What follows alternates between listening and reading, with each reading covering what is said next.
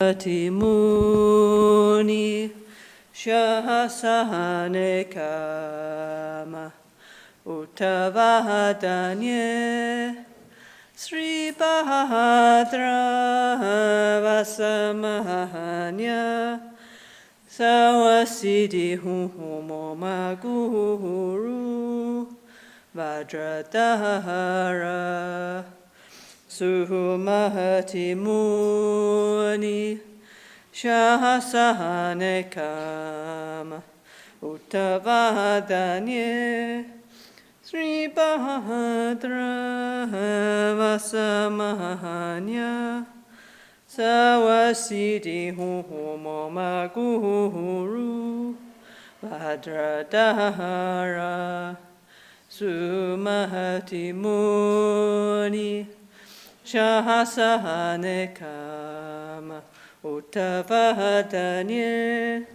Sri Bahadra Vasamahanya Sawasiti Hu Pakya Kekuda Dagilu Pakya Kesundantagina Pakya Ketuda Dagi Danyame Chitu Jingilo Makya Kekuda Dagilu Makya Kesundantagina Makya Ketuda Dagi Danyame Chitu Jingilo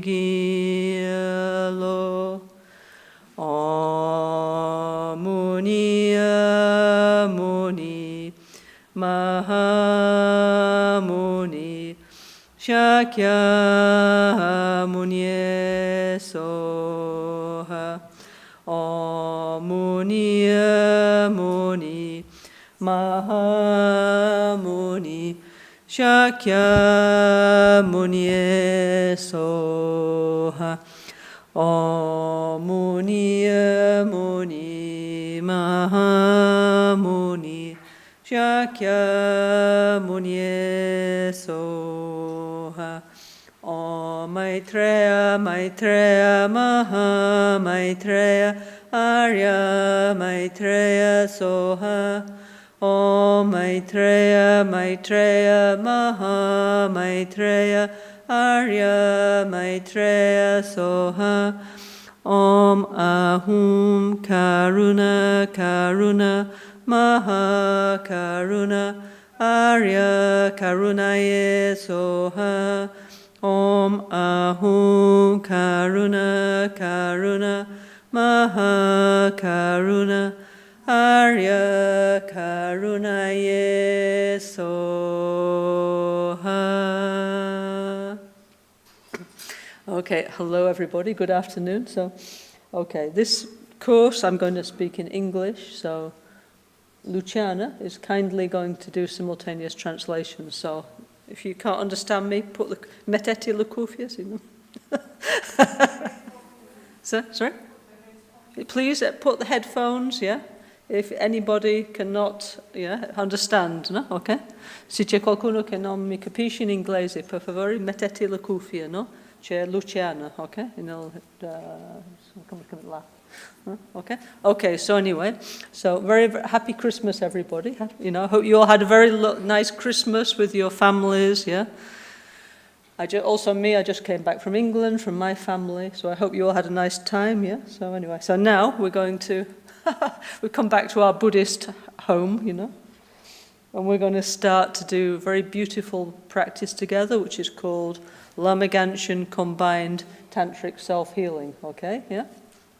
So, actually, Kami, can you put the cover, please? Can you put the cover, yeah, of the sadhana? Yeah? So, what we're going to do is actually, in the I decided some time ago that Lama Gansin Rinpoche, who was our guru, the founder of Albagnano, he did many, many beautiful things in his life, okay, yeah? And what he tried to do is bring the Dharma his tradition, Tibetan Buddhism, to the West, to the modern world, in a way that was fitting with our modern minds, okay? Yeah? So when he first came in the 80s to Europe, okay, to Brazil, and so, first he start with just one mantra, Om Muni Muni Maha Muni Shaki Muni E Soha. Yeah, he tried, you know, if he wanted to see if all these things were fitting with non-Tibetan people, okay. So, everybody okay? Yeah? Okay, so anyway, so he started in Milano, no? In Gubbio, in Assisi, where he was living in Italy at that time, in Bologna. He started with one mantra, Om Muni Muni Maha Muni Shaki Muni E Soha, yeah?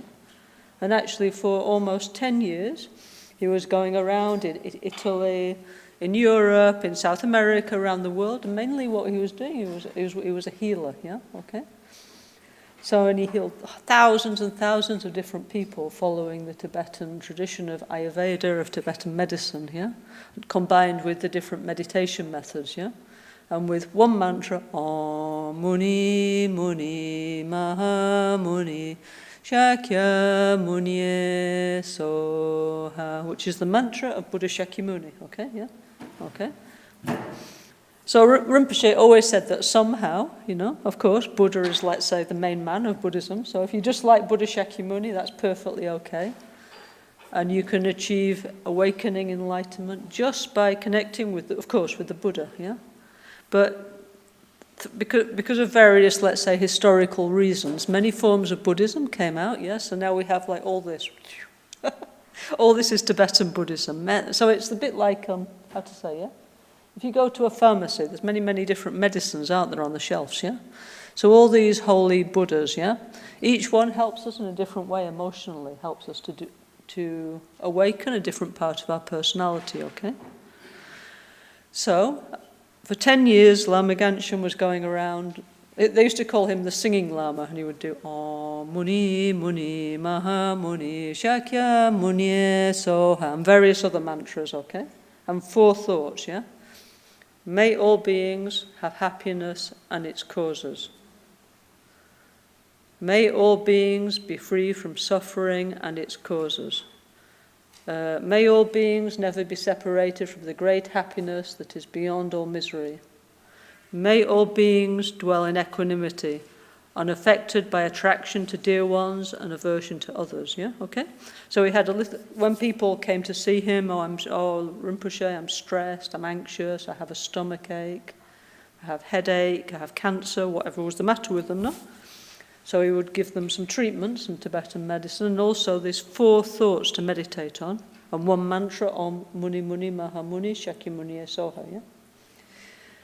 So, at that time also I just kind of arrived, and I was also observing all this, how many people all over the world were getting much, much better by the natural medicines, and also Rinpoche used to say, just by changing the position of the mind, yeah, okay?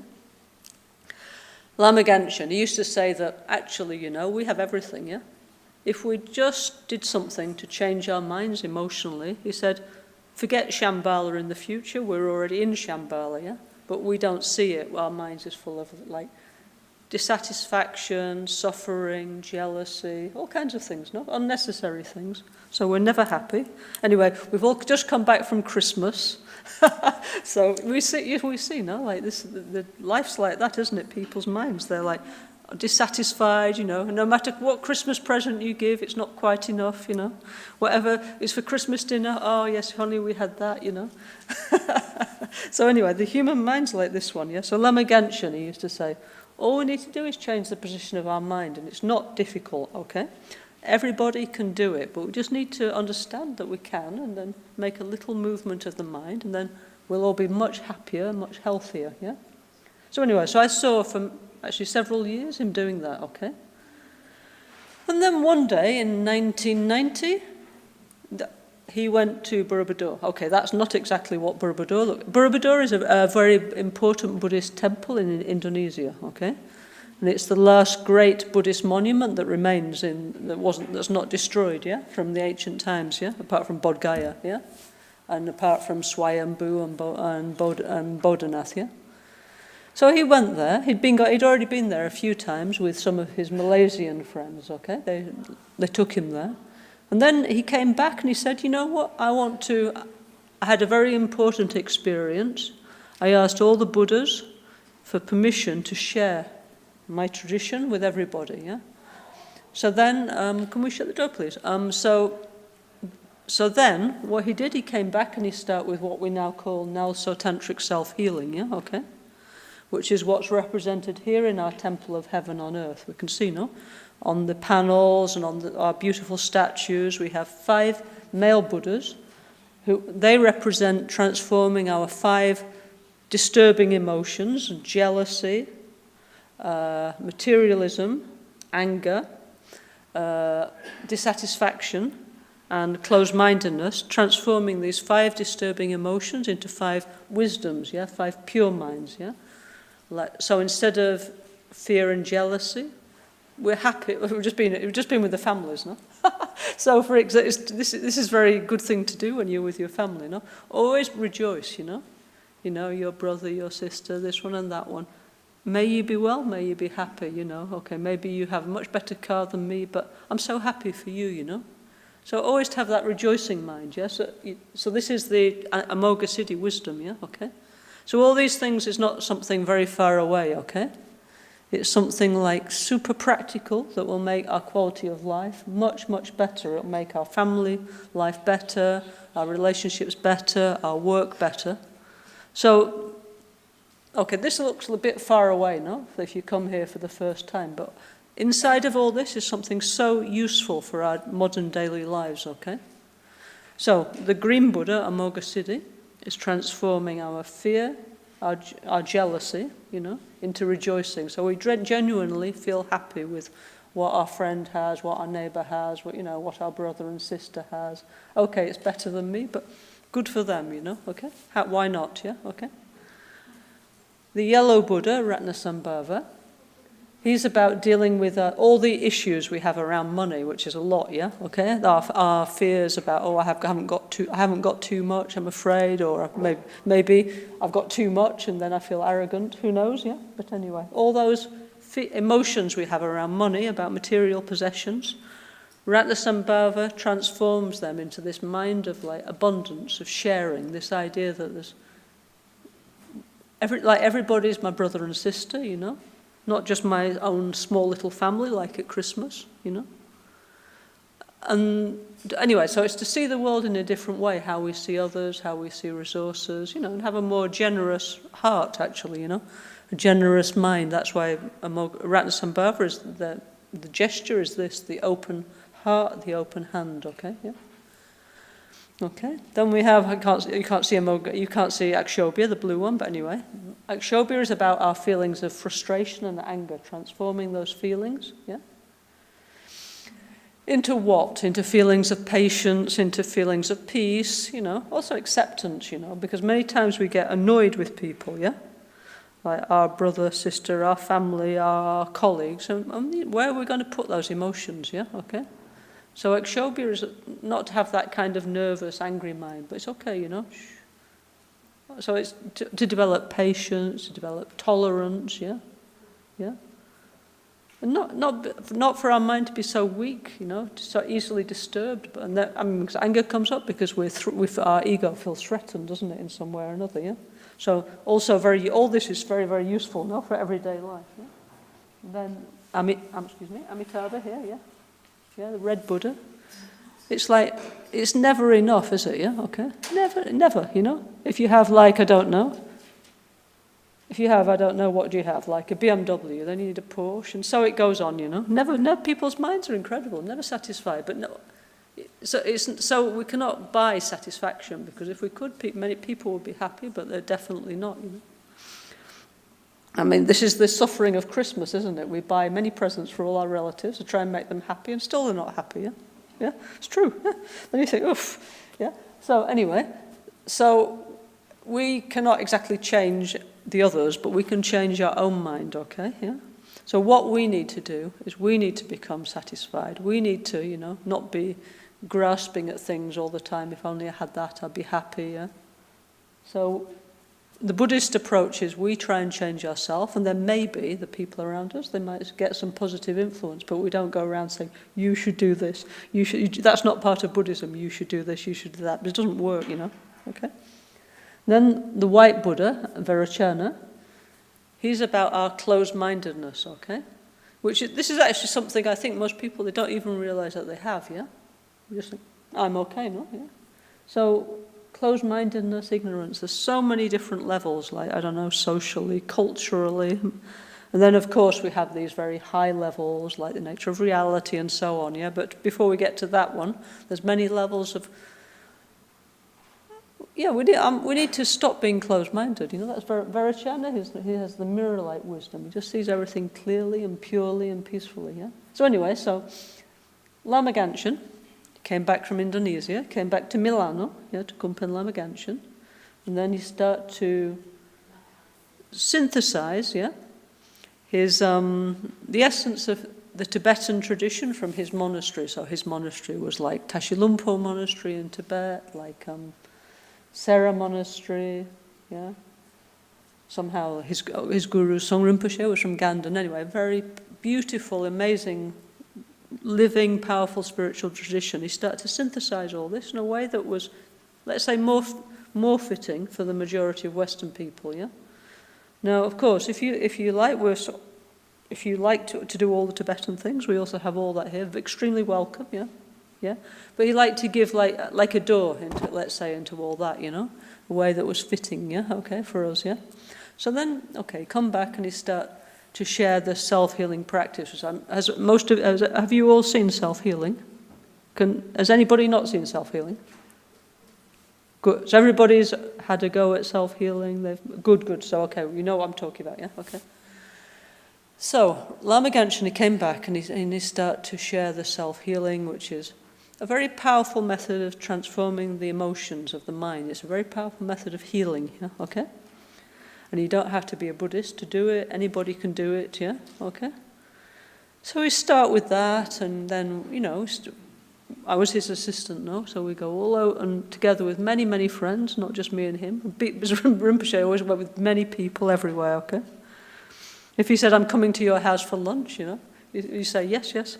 Then you prepare a few things, then come like 15 people, and you're like, ooh, what am I going to do, But anyway, like this, no? So anyway, we went around like this. He was sharing self-healing. And Lama Michel this morning was sharing self-healing, wasn't he? And he does very, very well, okay? And just now I was in Spain, no? Lama Michel came to the Almeria and Serinjong centres. And he was, we don't often have much, Lama Michel and myself, we're always very busy, no? So we don't always have the time to sit together, no? Because we have, Lama Gansin creates so many different centres around the world, so we're always going here, there, in different places. But actually in Spain it was very nice. Lama Michel came and I was in the Gompa listening to him, He explains super beautifully self-healing, so please, I feel that's good. Now Lama Michel can take responsibility for self-healing. He's doing really, really good job, okay? So that's good for me, actually, because then I can explain some of the other parts of Lama Gansin's teachings, okay? Yeah? So this picture here, this is a kind of like archetypal version of the Borobudur monument in Indonesia. And this Borobudur means the stages of the path to an enlightenment from the A to the Z, How to change yourself from a normal person, full of problems, full of stress, a normal, everyday person, into an enlightened person, So there's many, many steps that we need to go through to transform ourselves. It's not like Eureka or Satori or I just meditate a bit and I wake up and I'm enlightened. No. Bit by bit we need to evolve through a gradual path, many, many stages. So that's what's represented there, okay? And the colours are showing the 5 Supreme Healer Buddhas, the Amoghasiddhi, transforming jealousy, Ranasambhava, transforming emotions around money, Akshobhya, transforming our anger, Amitabha, transforming our huge dissatisfaction, okay? And Vairocana, transforming our closed-mindedness, I don't like this, I don't like that, and so it goes. We're so closed-minded, Anyway, so So that's why it's coloured, to show that this monument represents, Lama Gansin used to call it an ocean of mandalas, okay, yeah? And, okay, now we call this the ocean of mandalas, yeah, okay? So it's a kind of showing all the different possible spiritual practices to achieve enlightenment, okay, yeah? So anyway, so it says, NgalSo Tantric Self-Healing Combined Practice, yeah? Practice of the body mandala of the Guru Buddhas that penetrate the points of the Vajra body with clear light. So, okay, so that's like a very profound title, actually, yeah, okay? So what's in this book? Yeah, some of you have the book, you know, please. We had a problem with our expensive printer, okay, in our printing room, yeah? So our printer got blocked, so we cannot produce enough sadhanas, yeah? Is that true? I don't know if you got enough there. Enough of these, yeah? Oh, okay.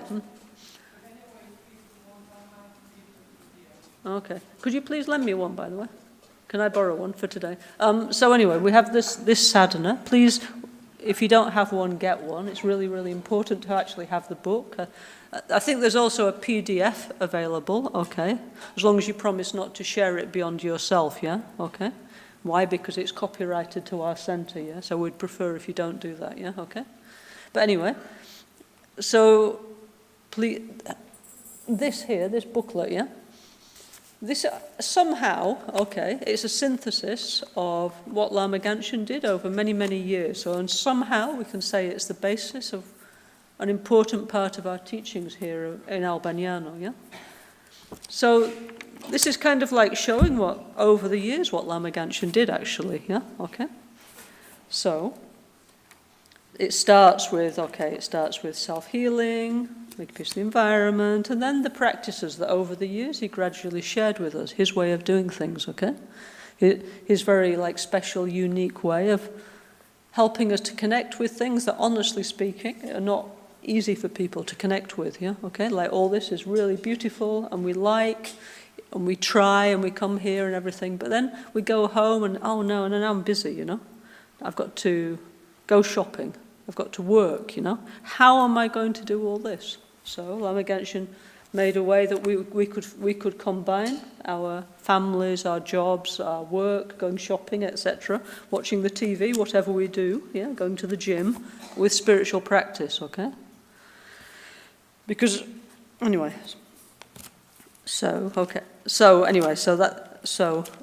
last two years, we have been going through this, and it's available on YouTube, on our YouTube channel, if you missed it, yeah? If you're interested. The last 2 years, we got up to the end of what's called the astrological practice. Let me get my glasses, yeah? Okay. So what I intend to do today is give a short summary of what we did so far, yeah? Okay. And then from tomorrow onwards, we're going to continue with this. We're obviously not going to do everything. And so in this Christmas course, I intend to do the practice of Panashawari, which is on page 36, yeah, which is a special healing practice against epidemic sickness, yeah. Actually, even things like cold, flu, this kind of thing, yeah. Then the practice of open-eye Chenrezi, which is a very powerful method to heal the eyes, yeah, okay, and to open the eye of wisdom so we understand more things. And the practice of black manjusri. So that's what I was thinking to do in this next few days, okay, yeah. So Lama Gansin, he was a healing Lama, okay. There's many, many, many, many Lamas in the world, yeah, that, you know. I mean, I don't know how many exactly, but thousands and thousands and thousands, yeah, okay. And there's many Lamas who are like excellent philosophers, yeah, who are excellent at explaining Buddhist philosophy. Some of them are very good at Tantra, yeah, some are astrologers, some teach yoga. Anyway, they do different things, yeah, okay. So Lama Gansin's speciality was that he was a healer, okay. So within the pantheon of all these incredible, beautiful Tibetan practices, yeah, he particularly shared with us the healing practices, yeah?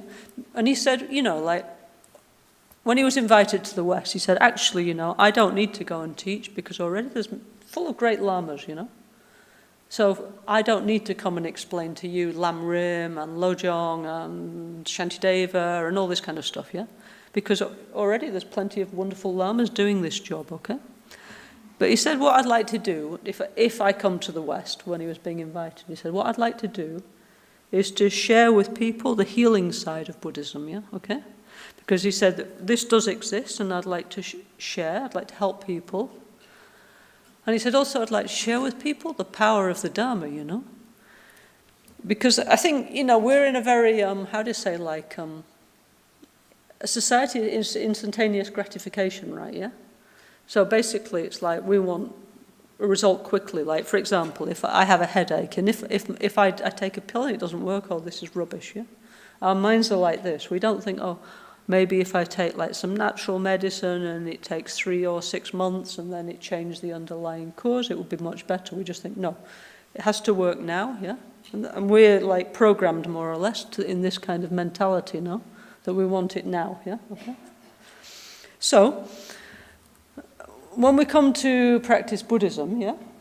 So then we hear, oh, okay, so we like to achieve enlightenment. But actually, you know, it takes like 1 eon to achieve enlightenment, and an eon is like 1 billion years. And we think, well, that's a bit long, you know? Yeah?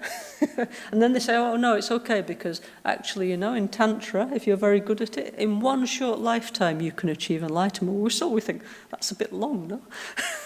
For us, 1 short lifetime is a really long time, yeah? Although it's not, as you go through it, you suddenly start to think, the older you get, you think, actually, it's not really so long, no? Like, it seems to be going pretty quickly, and only like 20 years ago or 40 years ago, which I can remember like yesterday, and so on, yeah? But anyway, so our mind's like this. It's very well saying, okay, we need to progress through the stages to enlightenment, yeah, through the bodhisattva path. So we need to accumulate, which is true, we do, yeah. We need to accumulate the 6 perfections. We need to become generous and ethical and patient, yeah, and have joyous effort, and to have samadhi, to be concentrated. And we need wisdom. Yes, we need wisdom. And Lama Michel's going to explain a fantastic text, yeah. The Panchen Chukyi Gyaltsen's reply to Lama Tsongkhapa. So beautiful, yeah, okay. Yes, I need that, yeah. But in the meantime, yeah, while that's happening, yeah, wouldn't it be nice if I could see some results while I'm spending all my life doing that, you know, okay. So Lama Gansin, he said, it's important for us in the West that we understand that okay, yes, meditation has positive side effects, yeah. One day, yes, I will become a Buddha. I will gradually become more and more enlightened, okay.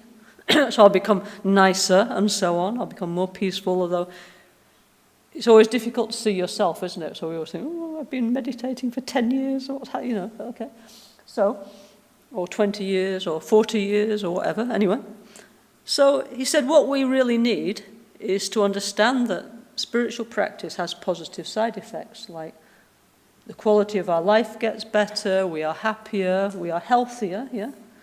We can resolve many emotional traumas from our path, yeah? And also, you know, yes, even you can fix your eyes, you know?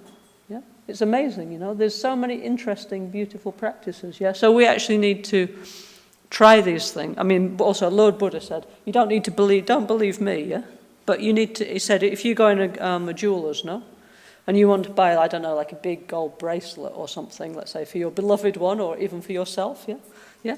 So you're there, like, you know, testing and, you know, is it real, you know, and like checking all the diamonds and stuff like that, yeah, before you part with your money, aren't you, yeah? Because you want to make sure that it's worth it, no? So the Buddha said, you need to do it like that is how you should approach Dharma, the Buddhism, okay? You need to check and see if it's worth it for you, if it's true, yeah?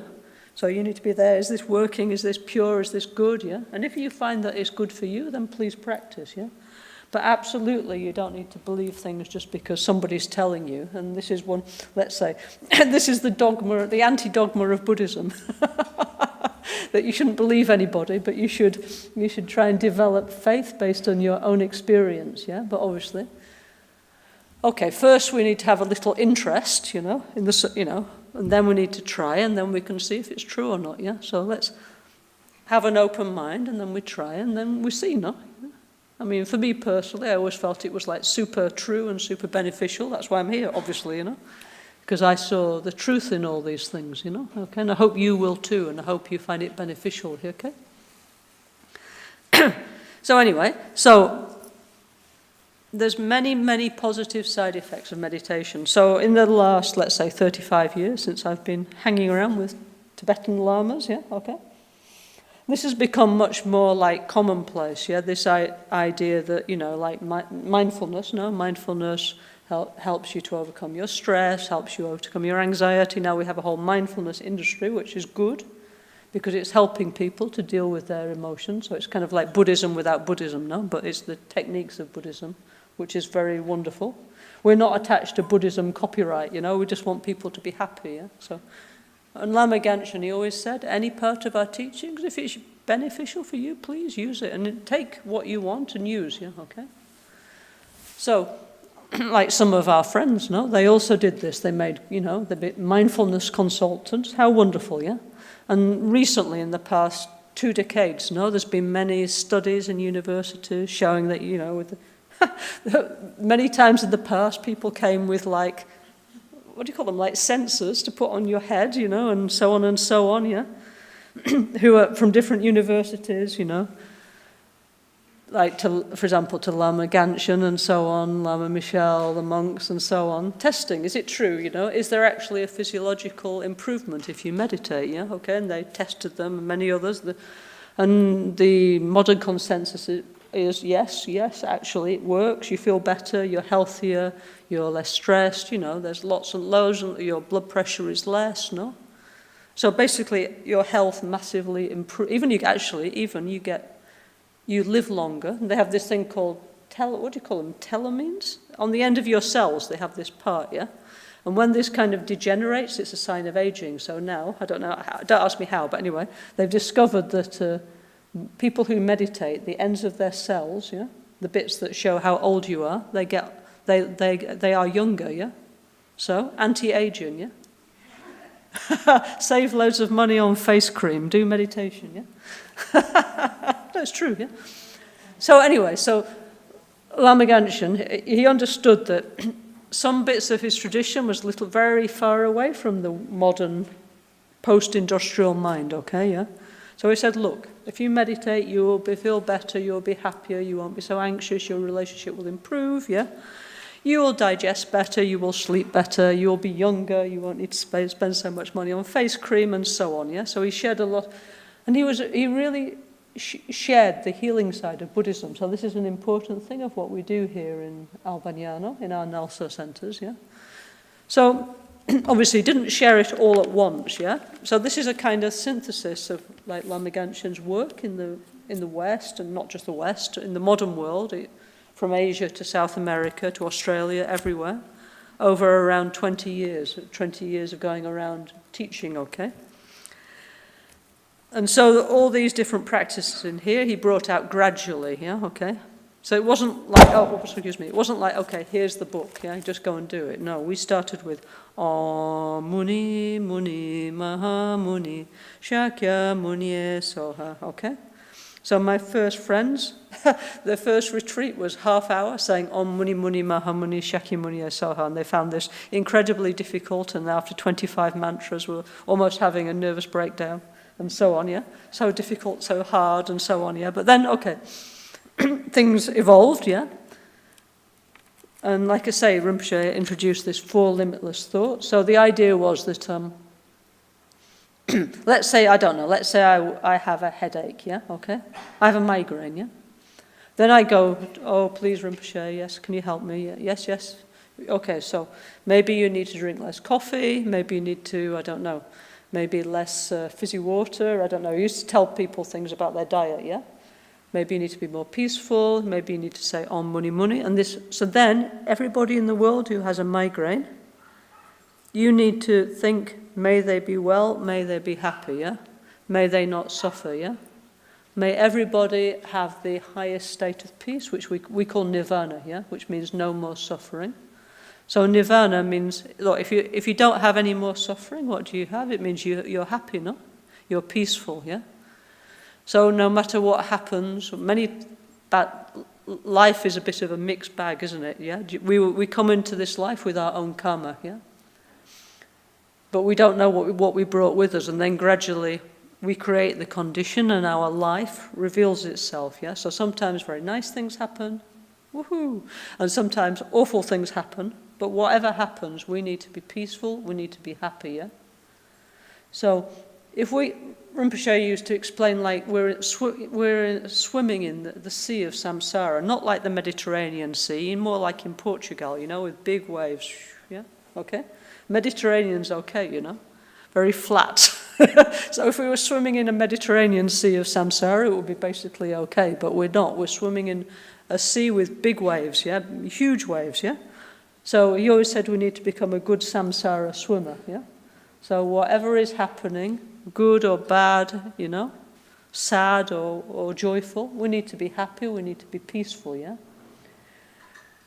So nirvana is not like something beyond this life, yeah? Nirvana is something that gradually we can achieve, so we can deal emotionally with whatever the difficulties, My mum's ill, my father's dying, I've got this problem with my family, my work, my health.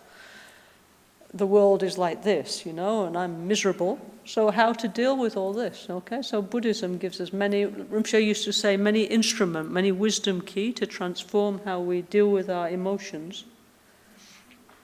So we can be peaceful, we can be happy, and then we're in a better place to bring happiness and well-being to the people around us, isn't it, yeah?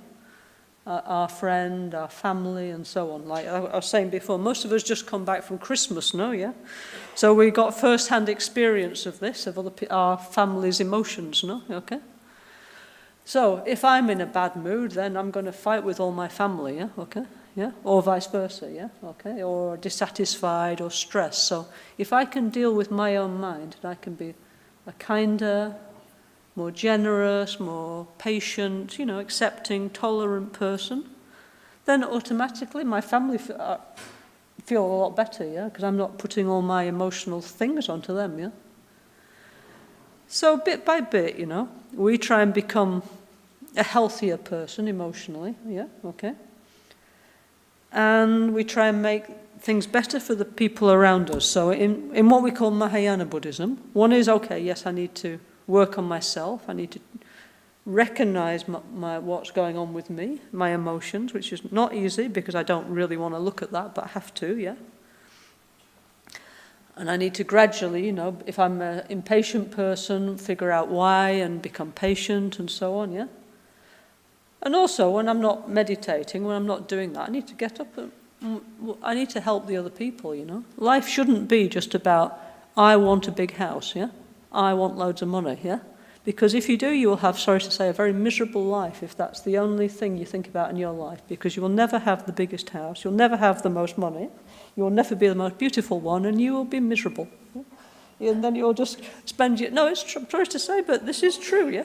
And then you spend all your life going for that, and then suddenly you start to think, oh God, now I'm getting old, and I'm tired, and I'm sick, and I didn't achieve that, and then you have a midlife crisis, several midlife crises probably, yeah?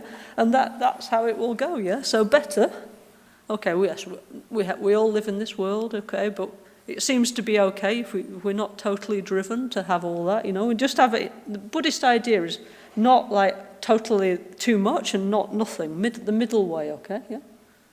Just middle, so it's enough, yeah, okay? So if I don't spend all my energy like running after all that success and this and that, and then I've got more energy to do something more interesting with my life, Better, no? Yeah. So, Mahayana Buddhism is this. I want to develop nirvana for me, yeah, okay. I'd like to be peaceful and happy, but I'd like you to be peaceful and happy too, yeah? So obviously I have a part to play in that. First I need to stop being horrible. If I'm not horrible to you, that's one less horrible person disturbing your peace, so I must stop being, that kind of annoying, stressful person, yeah? I must be kind, yeah? And, give a nice feeling to the other people around me, yeah? And then, what I can do for the others, I should do, So Lama Gansin used to say, of course, each one of us, we were educated in different careers, no? So whatever professional ability you have to help the others, it's not just, we shouldn't think my job is just to get money or status, yeah?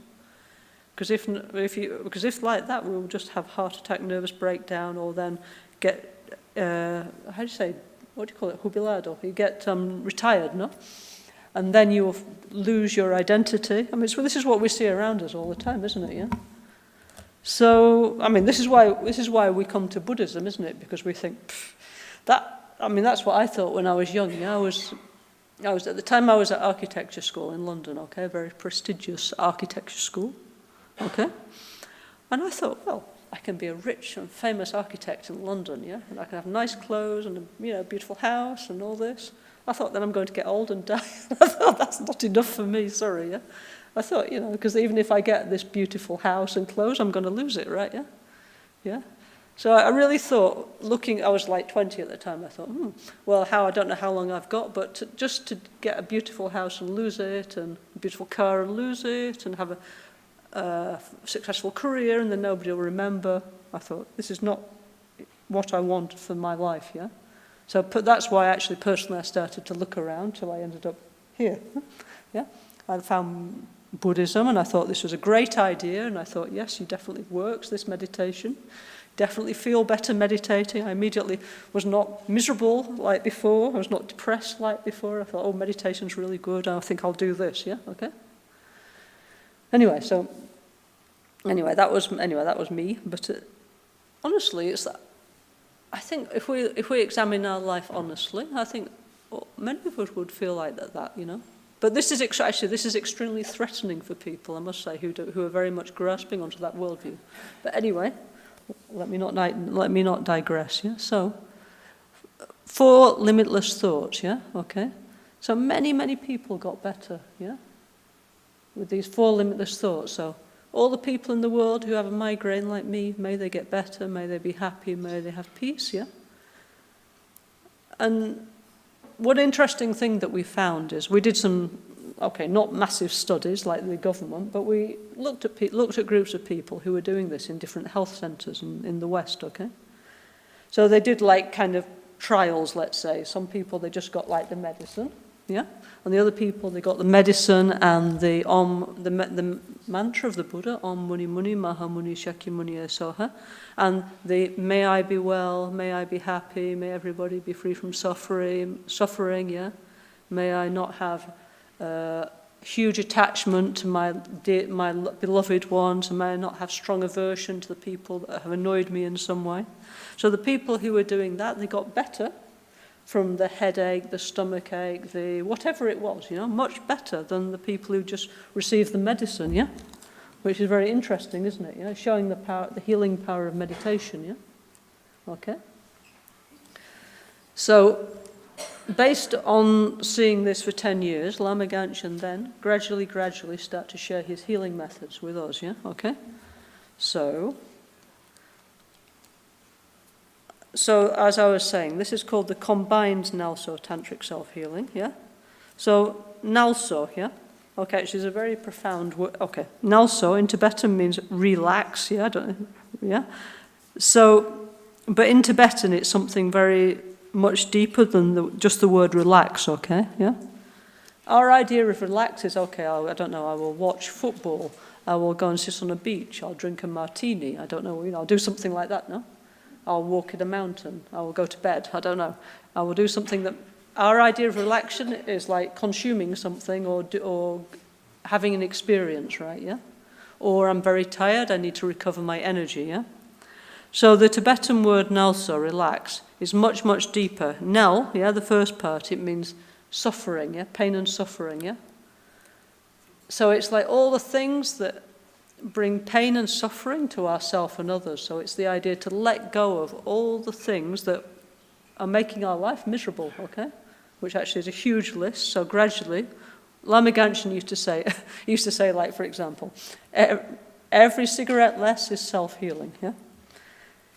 Every cup of espresso less is self-healing, and this kind of thing. He never said, stop smoking, yeah?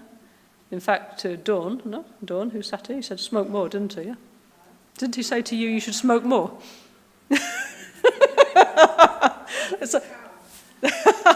So Lama Gansin, he understood that we don't like the word no. We already have too many no's in our life, yeah? We're kind of frustrated. Everybody's always telling us, you can't do this, you can't do that, you can't drive here, you can't do this. Yeah? So he never said no, but he said, maybe we cut down, you know? Yeah? So he used to say things like this, every cigarette less is self-healing, so, you know? So slowly, this dugnel, pain and suffering, we reduce the causes in our life. What's the causes? Like anger, dissatisfaction, jealousy, fear, yeah? Yeah? I mean, like when Lama Gansin was healing, with the Tibetan medicine, the main medicine that we gave to like 95% of people, what they needed was anti-anxiety medicine, yeah? Why? Because modern life is super, super stressful, okay, yeah? And every single person needed medicine for anxiety and medicine for whatever else was wrong with them, okay, yeah? You know? So anyway, gradually, we need to reduce the causes of pain, suffering, stress, anxiety, yeah? I mean, basically, modern people are all self-medicating, aren't we, yeah? Either with, I don't know, shopping or money or I don't know what, food or drugs, I don't know. We're all self-medicating because we're in pain, yeah, with the modern lifestyle, yeah? So gradually to understand why we're doing that and reduce, you know, and try and reduce the harm, things that's harming us, yeah, okay? And the NgalSo, the second part of the word, so, means to regenerate, to recover, yeah? Yeah? So, fortunately, nature, which we're part of, is a wonderful thing that if you just give it a chance, it will come back, yeah? Yeah? So also us, yeah? If we just give our body and mind a chance to be in a natural state, it will recover, yeah? If we stop like continuously self-medicating and stressing ourselves and doing things that's bad for us because basically we can't cope with modern life, yeah, okay? If we just give it a chance, yeah, well, then we start to come back into balance, yeah? And a lot of the ancient Asian techniques of healing are based on this principle that, you know, inside of us we have everything, but we need to give ourselves the chance for our body and mind to come back into balance, and for our 5 elements, earth, water, wind, fire and space, to come back into balance, yeah? And for our emotions to come back into balance, yeah? We have a very beautiful idea in Buddhism that's called Buddha nature, okay?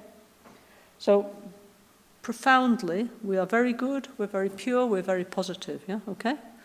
Since we were born, we were very good, very pure, very positive. But gradually, you see with little kids, don't you? You know, this kind of beautiful purity and, yeah, of the human mind. But gradually, as we get older, because nobody ever told us, and then, you know, many habits and things like that, we don't get in contact with that part of ourselves, yeah? And we learn many kinds of unhelpful behaviors, and basically we become miserable, yeah? Okay? Yeah? Yeah? So anyway, we need to recognize that profoundly we are good people, we're pure people, we're positive people. So when we're meditating, we're recovering this beautiful side of ourselves, yeah? Yeah? Yeah? So it's not I mean, it's not like we're transforming ourselves into the opposite or something, that we're bad and then we become good, okay? No, we're recovering our true nature, which is to be nice, to be kind, to be patient, to be generous, yeah? This is the true human nature, yeah? Okay, at least this is our Buddhist view, yeah? Yeah? So, for example, there's so many people behaving very negatively, okay, in the world, okay? But we just say, well, they're very traumatized, they're creating great suffering, they have heavy karma, yeah, but even those ones, profoundly, they have some spark of purity and positivity, but it's very obscured, okay? So in Buddhism, we have this fundamental optimism, yeah, that everybody one day will get enlightened. So some people obviously will take a lot longer than others, yeah, okay? But I think, okay, we're going to do all this, okay? Wonderful practices and Tantra, and it's fantastic, yeah, but you have to believe I can do it, yeah? If you think I can't do it because, then it won't work, yeah, because you have this self-defeating attitude that you're not good enough and you can't do it, and and we have all these invented reasons why we can't do it, you know. One thing that Lama Gansin used to say to me is he said, we're full of Buddhas with Asian faces, and he said, what I want is Buddhas with Western faces, yeah. Because why not? This techniques is for everybody. It's not, okay, it was in India, no, then it went in many places in the world, now it's come to the West, yeah? But everybody can achieve enlightenment, yeah? Okay, so he said he wanted, in the future, he wanted to see Buddhas looking with Western faces. He said Buddhas with big noses and green and blue eyes and that kind of blonde hair and that kind of stuff, yeah? He said, I want these images to be a bit different in a few centuries, yeah? Okay? So anyway, so please, because many times we don't feel good about it. We would like to we want to do Buddhism, yeah, and it's very helpful, but we have a profound problem that we think there's something wrong with us, yeah? That we have lower self-esteem and we have this self-defeating attitude, yeah? So, we have to at least, in the morning, at least think, I'm a good person, okay? I'm a nice person. When you look at yourself in the morning, yeah? When you're cleaning your teeth, you say, I'm a nice person, yeah? I'm a good person, yeah? I'm a generous person, yeah? Because, okay, becoming a Buddha, which is a completely generous person, a completely kind person, it goes in stages, yeah? So we have to believe, all of us, we already have some kindness, some generosity, some good qualities, yeah? So we need to recognize the good qualities that we already have and think, okay, I've got, 5%, 15%, 20%. Now I just need to develop what I've got, yeah? And that's why I'm going to meditate, that's why I'm going to do self-healing, that's why I'm going to do all this stuff to improve what I've already got, yeah? Okay? So Lama Gansin used to say it was like, what do you call it? Peace garden, yeah? In a Buddha garden, yeah? Now the picture's gone of Borobudur, but anyway, if you have your book, yeah, you can see at the bottom is many, many flowers. In fact, there's flowers all the way up, yeah? Many, many flowers. And he said so we need to develop an inner Buddha garden, yeah? Okay? So we already have all these positive seeds. I'm a good person. I am patient, at least with my child or my mother, I'm patient, yeah, or whatever, yeah. I have some generosity, I give to some charities, no. I have, each quality we can think, well, I do have some of it, no, yeah. So we have those seeds or like little plants. So then we need all those qualities to grow and become bigger and fully develop, to blossom within us, yeah, okay. So this is, how to develop our inner Buddha garden, okay? Yeah. So combined NgalSo Tantric Self-Healing. So combined because there's many, many, many different healing methods in here, which gradually we will share, share with everybody, and we'll learn how to do, okay? Like I say, for us people who were with Lama Gansin, this was the result of 20 years of practice. That's why we decided to do like a little bit at a time, yeah? Yeah? 30 years, sorry. It's 30 years, sorry. Yeah? Yeah? So, and the title is so profound I can't even explain it to you yet. Okay, I'll explain a bit later, yeah? Okay? So, okay, I think last 2-3 years, yeah? Okay, so, Luciana, title page, yeah? Combined NgalSo Tantric Self-Healing, yeah? Tantric liberation in the palm of your hand, yeah? Okay, so this is in Tibetan Buddhism. There's a very famous example of the Buddha holding what do you call it, amalaki fruit in his hand. Now, amalaki actually is one medicine called Triphala, which is very, very helpful actually, yeah, for your health, yeah. So anyway, so the Buddha is holding like this incredible medicine plant in his hand, yeah, and so it's called Myrabalam. These days it's called amalaki. You can get it on Amazon, okay. And actually what it does is if you take it, it's really, really useful actually. So you take it before you go to sleep, yeah? And it tastes horrible, yeah?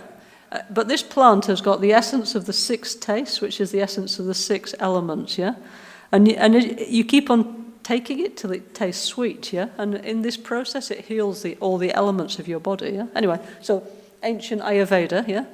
Most important medicine is this one called Myrabalam. It's like the panacea, the medicine that heals everything. Yeah, okay.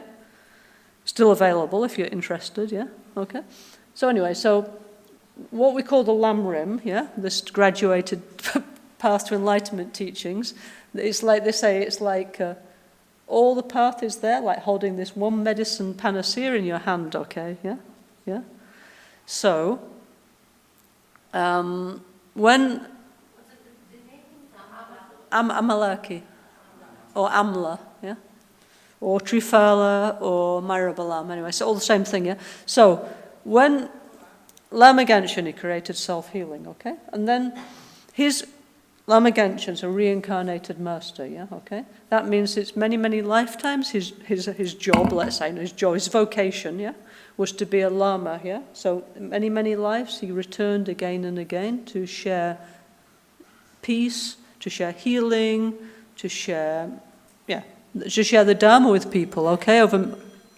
Anyway, so each Lama has their own teacher, yeah? So Lama Gansin's teacher is a very famous master called Trian Rush, who was one of the two main teachers of the Dalai Lama, great yogi, incredible enlightened being, okay?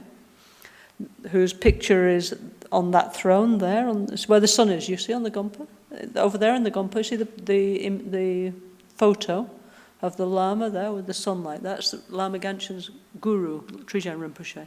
On the next throne there is Chogtrul Rinpoche, who's the incarnation of his guru, yeah, okay? Yeah? So, one time we went to see Chogtrul Rinpoche, the Lama Gansin's guru incarnation, great master, enlightened, same, yeah, okay? And then Rinpoche wanted to show self-healing to him, yeah? So then did his self-healing, and then, Lama Michel speaks beautiful, perfect Tibetan, right? He was in the monastery since he was a child, no? So then he asked Lama Michel to explain about self-healing to Trian Rinpoche. And Trian Rinpoche listened to everything and said, then he said, oh, this is like, he said, Pabonka Rinpoche, he said like, Lam Rim is the liberation in the palm of your hand for the general Buddhist teachings, yeah, the Lam Rim. He said, but I think for the tantric practice, NgalSo Tantric Self-Healing of Lama Gansin is the liberation in the palm of the hand, yeah? So obviously Rinpoche was really happy about that, yeah? So that's why it says that there on the bottom, yeah? Okay? So it means everything is inside here. Everything that you need to become happy, to become peaceful, yeah? We don't need to do 1 million different courses and get loads of diplomas and I don't know what exactly. If you do this well, it's enough, yeah? Okay? Yeah? Guaranteed all your money back. Ask Lama Gansin for... No, I'm joking, yeah? No, it works, yeah? Okay? It definitely works. So this is the tantric liberation in the palm of your hand. Okay, Tantra. Okay, Tantra means like... it means many different things. It means the nature of the mind. It means everything's like connected, like a fabric, like my jumper, no? Yeah? Has many, many threads, yeah? Connected together, yeah? So Tantra means reality is all like connected together, yeah? Like the conscious mind, the subconscious mind, our mind with the external world, everything's connected, yeah? So it means that if I do something positive, it affects everything in a positive way, actually. That's what it means, yeah? So we have two kinds in Buddhism. We have two, let's say, big ways of practicing. One's called sutra. Sutra means discourse, like, for example, when Lama Michel's giving beautiful discourses, no? Yeah? So a sutra is a discourse for everybody who likes to come and listen, yeah, okay? And it's beautiful and so profound and everything, yeah? So the point of the sutras is to gradually change our emotions so that we recognize, instead of being angry, I should be more patient, and then we start to understand why I see the world in the wrong way, So there's many kinds of like emotional healing in the sutras, okay? Very beautiful, yeah?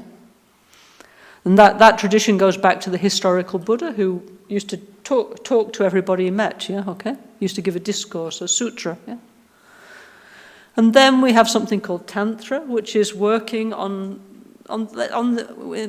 what we would call the archetypal part of the mind, the subconscious part of the mind. I mean, they don't use those words in Tibetan, but I think that's what it means to us. We're using the deeper aspects of our mind with colors and symbols and sounds, and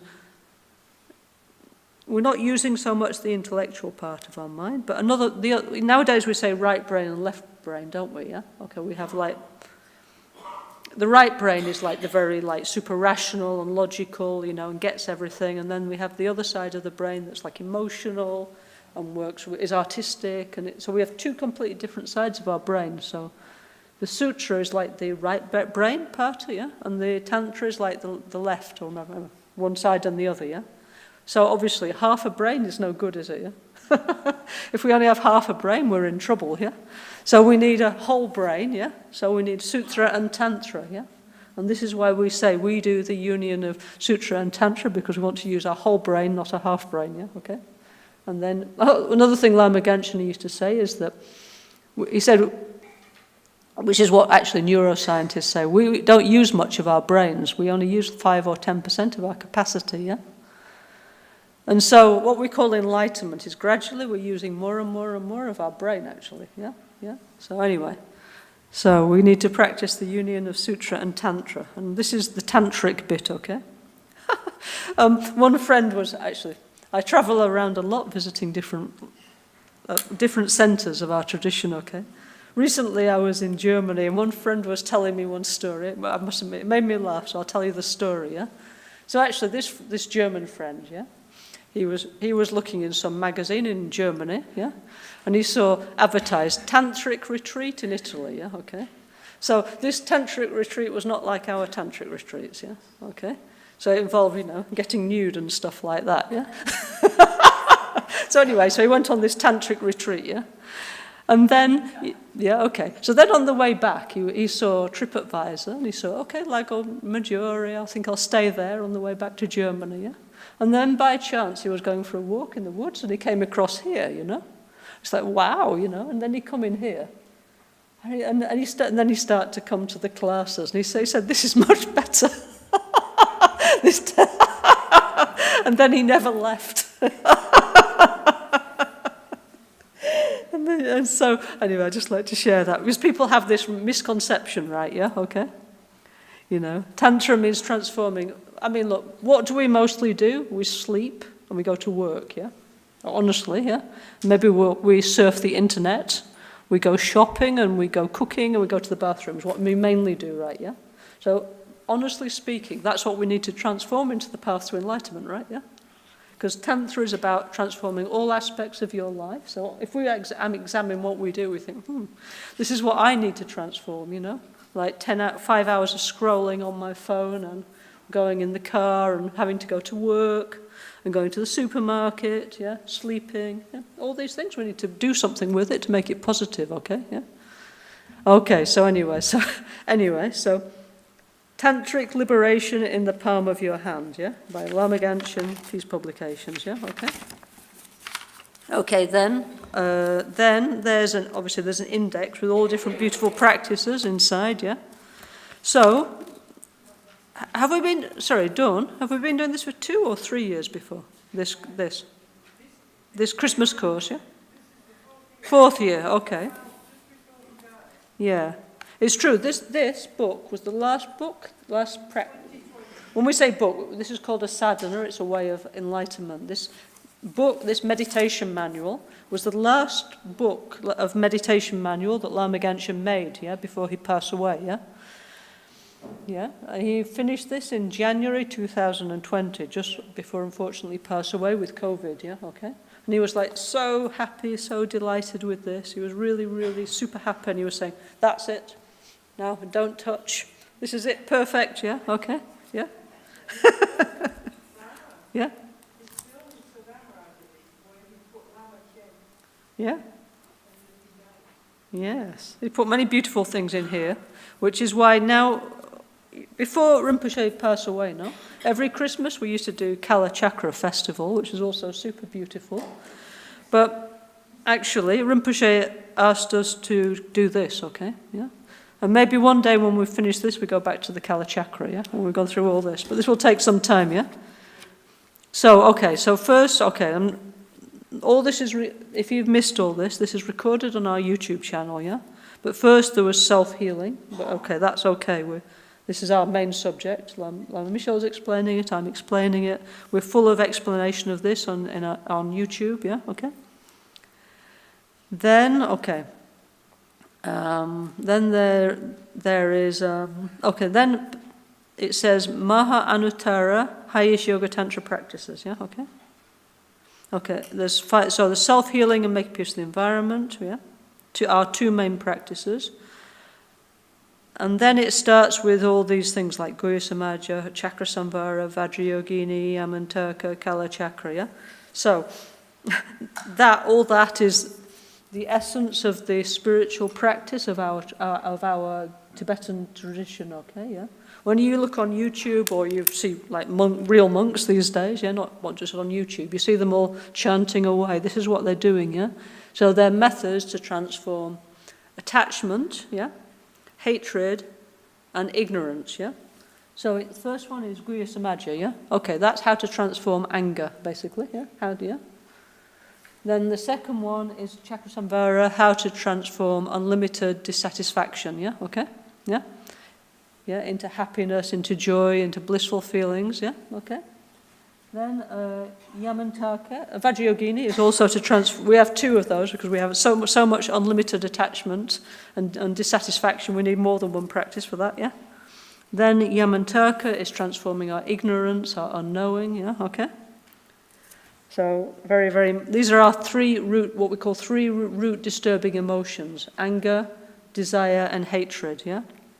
Yeah, that completely disturb our mind, that make us lose our inner peace, that make us miserable, that stop our relationships from working. So these three things we need to work on, yeah?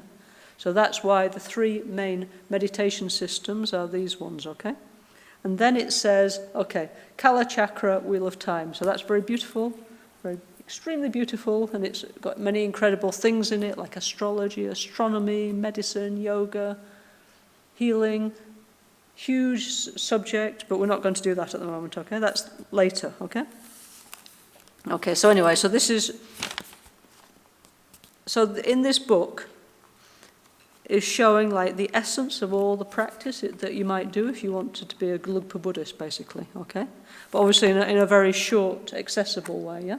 And of course, if you want more, there's a lot more. There's a lot more, yeah? Okay? There's really a lot more. It's like so much, you'll think, oh, I think I'll stick to this, yeah? Okay? But, this is, Rinpoche said it's like many doorways into the Dharma, okay? Anyway, so, okay, then actually this picture's beautiful, no? This was taken recently, no? It was taken with like a 3D camera, okay? So that's not actually like a miracle. It's like, well, maybe it's some kind of miracle, the light, I don't know, but it's with a 3D camera, which is why this picture of Rinpoche, wherever you look, he's looking at you, yeah? It's wherever, it doesn't matter where you're sitting, he looks at you. No?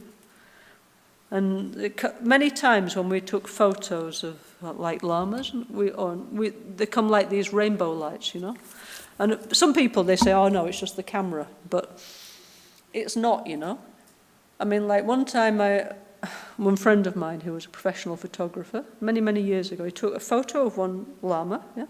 Very important lama, and it come like around, then they developed the photo, in those days was like in the room, no? Yeah? With the chemicals, yeah? So anyway, so they take out the photo, and around this lama's head was like white, red, and blue bands of light. It was all the way around him, yeah? Okay? That the camera had picked up. So many times we saw many, many interesting phenomena of like lights and things around that the cameras picked up that our eyes couldn't see. Yeah? So whether that one is or not, I don't know, but we saw many, many, many, many, many, many, many times, like rainbows and special incredible phenomena with our Guru Lama Gansin, because he was a special holy being with, let's say, 1 foot in this world and 1 foot in many other worlds, yeah? Many other holy worlds, yeah? Okay? So as a result, it's true, we saw many, many beautiful, incredible rainbow and all kinds of things, yeah? Anyway, so we put that photo because, remember, we did this all with him, yeah? Okay? So we thought that photo was nice, that it represented him giving the teaching of it from Borobudur, So his Tibetan lineage, and then this ancient lineage going back to ancient India, Indonesia together. This is the mudra of teaching, yeah? Okay? Yeah? So anyway, so that's why we chose that picture there, okay? Everything's okay, yeah? Okay? Yeah. This is emptiness, okay? Zero. Not nothing, yeah? It means if I search for a truly existent self, or truly existent whatever, I cannot find it, yeah? And actually self myself, the others, and all phenomena arise as dependent arisings. That's, yeah, okay? Actually very profound. Not just okay, but basically everything's okay, yeah? Yeah? So, okay, so, can we go to the next page, please? So it says, by the power of the truth, and by all human beings' attention, by all holy beings' blessing, and by inner scientist Buddha Shakyamuni's blessing, may we find quick and peaceful solutions so that all the violent sickness be transformed into peaceful sickness, so that all big problems may become small and that all small problems may disappear. Yeah? TYS, Lama Gansin Rinpoche, yeah? So this is Rinpoche, this was a kind of dedication that he used to say, like a positive affirmation. He used to say this like at the end of every teaching, yeah? So by the power of the truth, it doesn't mean I'm right, you're wrong, not that kind of truth, yeah? Yeah? It means that actually in this world there's many truths, okay, yeah? And this is something like we're brought up in a society where we believe we have the truth, yeah? We will find the truth, and then our truth many times is contradicting the other one, and then come very uncomfortable situation up to war, yeah, okay? And it's happened like that throughout history, yeah? But in Buddhism we say, well, there's many cause and effect, Many people, relatively speaking, have their own truth, Actually, there's even like a multiverse, actually. That's what we believe in Buddhism, yeah? There's many realities, many truths, yeah? So, okay, what's true is dependent arising. If you do something good, positive, you get a good result, yeah? Okay? Yeah? So, yeah, let's say that's the power of the truth, yeah? Okay? If I do something positive, a positive result will come, yeah? Okay? Yeah? But we have to become more tolerant when we think about truth, yeah? Yeah, not like, oh, I'm right and everybody else is absolutely idiot and doesn't know what they're thinking, yeah? Yeah, which is what we tend to think, isn't it, in politics and religion and this kind of stuff. That's not helpful, yeah? So, yes, we need to become more accepting, more open-minded, and understand everything's connected. And, there's many ways to see the world, but if we do something positive that's beneficial for the others, a good result will come, yeah? Okay?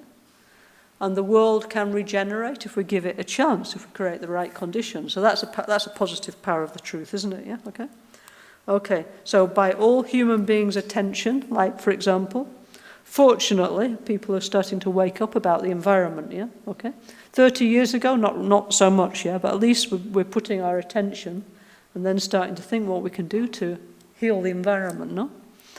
And by all the holy beings' blessings, so not just by Buddhas, all holy beings are okay, yeah? So whether it's a God, a Buddha, an angel, whatever, they're all okay. All holy beings, well, help is welcome, yeah? Okay? Yeah? So we're not going to say my holy being is better than your holy being, okay? Yeah? Yeah? Okay, by inner scientist, Buddha Shakyamuni's blessing, yeah? So Dharma is what we call Buddhism, yeah? So it's a kind of inner science. It's like looking at how the body and mind works. It's not based on faith, it's not based on dogma, it's not a religion, yeah? Because it's not based on just like, it's a whole different idea. It's based on how to develop your body and mind, okay, yeah? And all the Buddhas are people who in the past did that, yeah, okay? Yeah?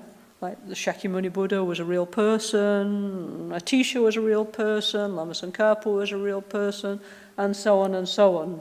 There's not just one Buddha, by the way, yeah, okay? There's been millions of Buddhas. Buddha means to awaken. Millions of people have awakened, yeah? We can all awaken if we apply the right methods, yeah, okay? So, by inner scientist, Shakyamuni Buddha's blessing. Blessing, this word, okay, Jin Lab in Tibetan means... Lab means like a wave, and Jin means like energy, so it's kind of like wave of positivity. Yeah? It's not like, I bless you, no. By the positive wave of energy, may we find quick and peaceful solutions so that all violent sickness be transformed into peaceful sickness. So actually this is the short version. Then it says, not just sickness, may wars be pacified, may there's a whole list of other things, yeah, but obviously it would be too long, yeah. This is the condensed version, the short version, yeah. So sickness, yeah, can be like emotional sickness, social sickness, environmental sickness. May all those things be pacified, yeah? And something that Rinpoche always used to say is, he said, never say problem, yeah? He said, we're always saying, oh, I've got a problem, everything's so difficult, it's so hard, yeah? So he said, we have to change this word. We have to say, I have a little difficulty, yeah? Yeah? Like, oh, I'm sick. Okay, I have a little difficulty, I'm sick. Not like, oh, I have a huge problem and I can't cope. No, I have a little difficulty. So may my big problem become a little difficulty and then may it disappear, yeah? Because language is powerful, isn't it, yeah? So if all the time we're repeating negative, yeah, we think we become negative, yeah? So we need to change the way that we talk and that we think, yeah? So yes, okay, I have a little difficulty. I don't know. I've lost all my money, I'm sick, whatever, but it's only a little difficulty. And I will find a solution. It will get better, yeah?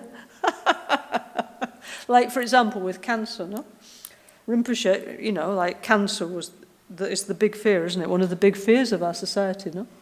So every time somebody had cancer, Rinpoche would say, your cancer is your jewel, yeah? Is your teacher, yeah? Or if you have heart problem, whatever, you know. If you have some really big sickness, you say, this is your teacher. This is your jewel, yeah? Because this will teach you how to take care of yourself, yeah? Yeah? So a lot depends on how we see things, you know, yeah? Things are, you know, it's not just like everything's happening and we have no control, yeah?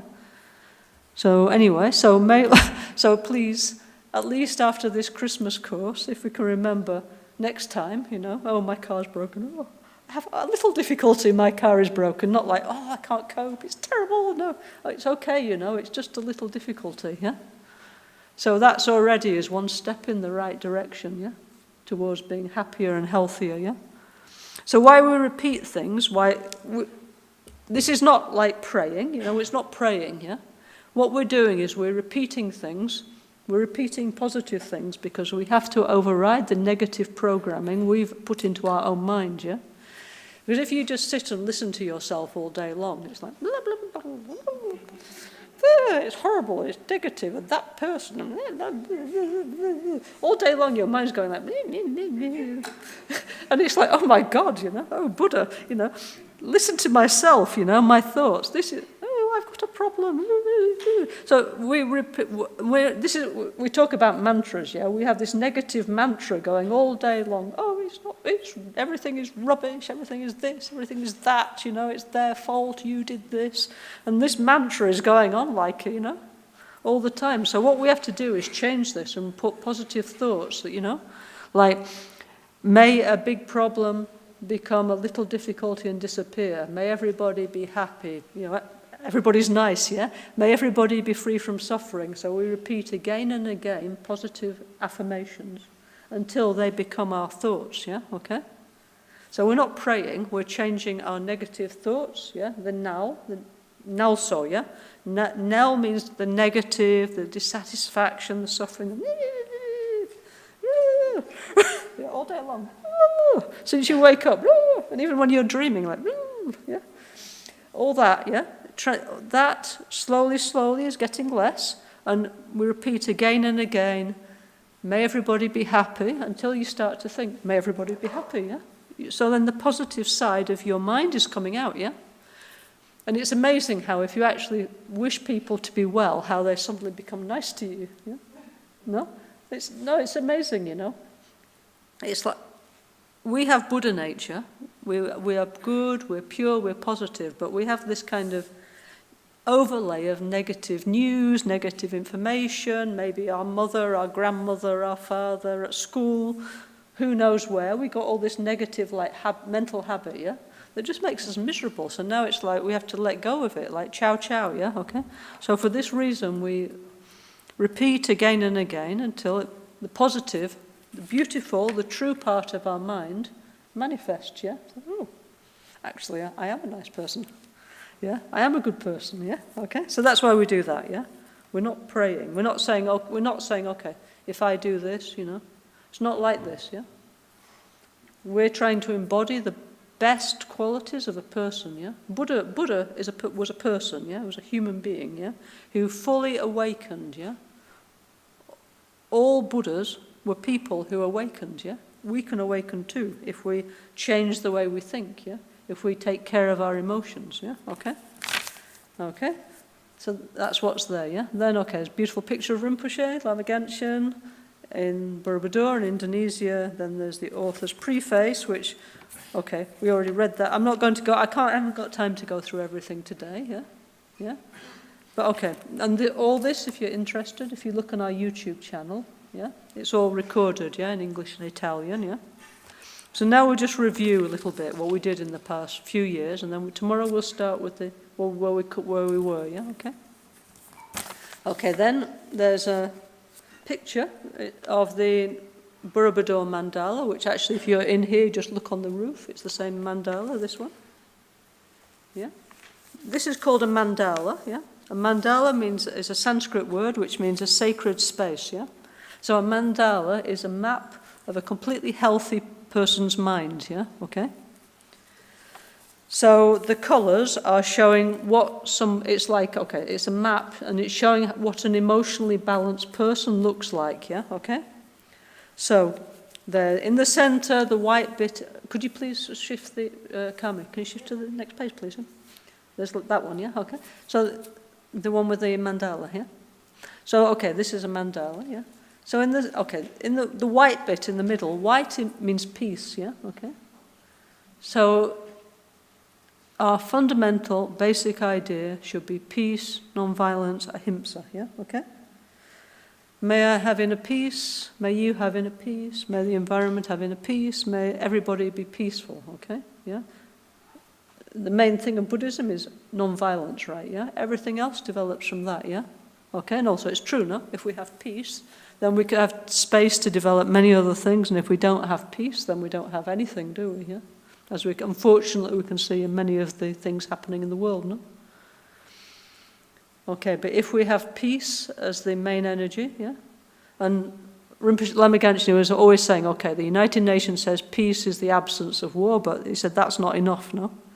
Peace is many, many other things, you know, like having all the positive qualities of the human mind and doing something to help others. That's peace, yeah? Okay?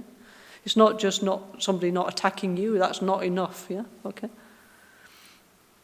Yeah? So ahimsa in Buddhism is non-harming, yeah? So, I don't know. So not harming means to save lives, to develop life, to protect life. You know? So it's so beautiful, you know? So if we have the main feeling, the main vibration of our mind is peace, then the blue at the bottom is emotional stability, yeah? So we're tolerant, we're patient, we have an open heart, yeah? The yellow is generosity, so we're not just, okay, yeah, modern life is super expensive, we all know, it's a stress, yeah? But anyway, we're not going to let that ruin our lives, yeah? And let that be the only flavour of our life, because it's boring, you know? And it's miserable, and just that's so. Instead, we've had the yellow is this Ratnasambhava feeling that actually, you know, there's enough for everybody, and why shouldn't we have something taking care of everybody? We're all connected, we're all one human family, so why not? Yeah, you know. You know, so for example, why shouldn't we help the others? Because all people are my brother, sister, actually. So why shouldn't I help somebody I don't know? Because it doesn't mean just because I don't know you, you're not my relative, yeah? I mean, like, I was just in my village, you know, in England, yeah, okay, for Christmas.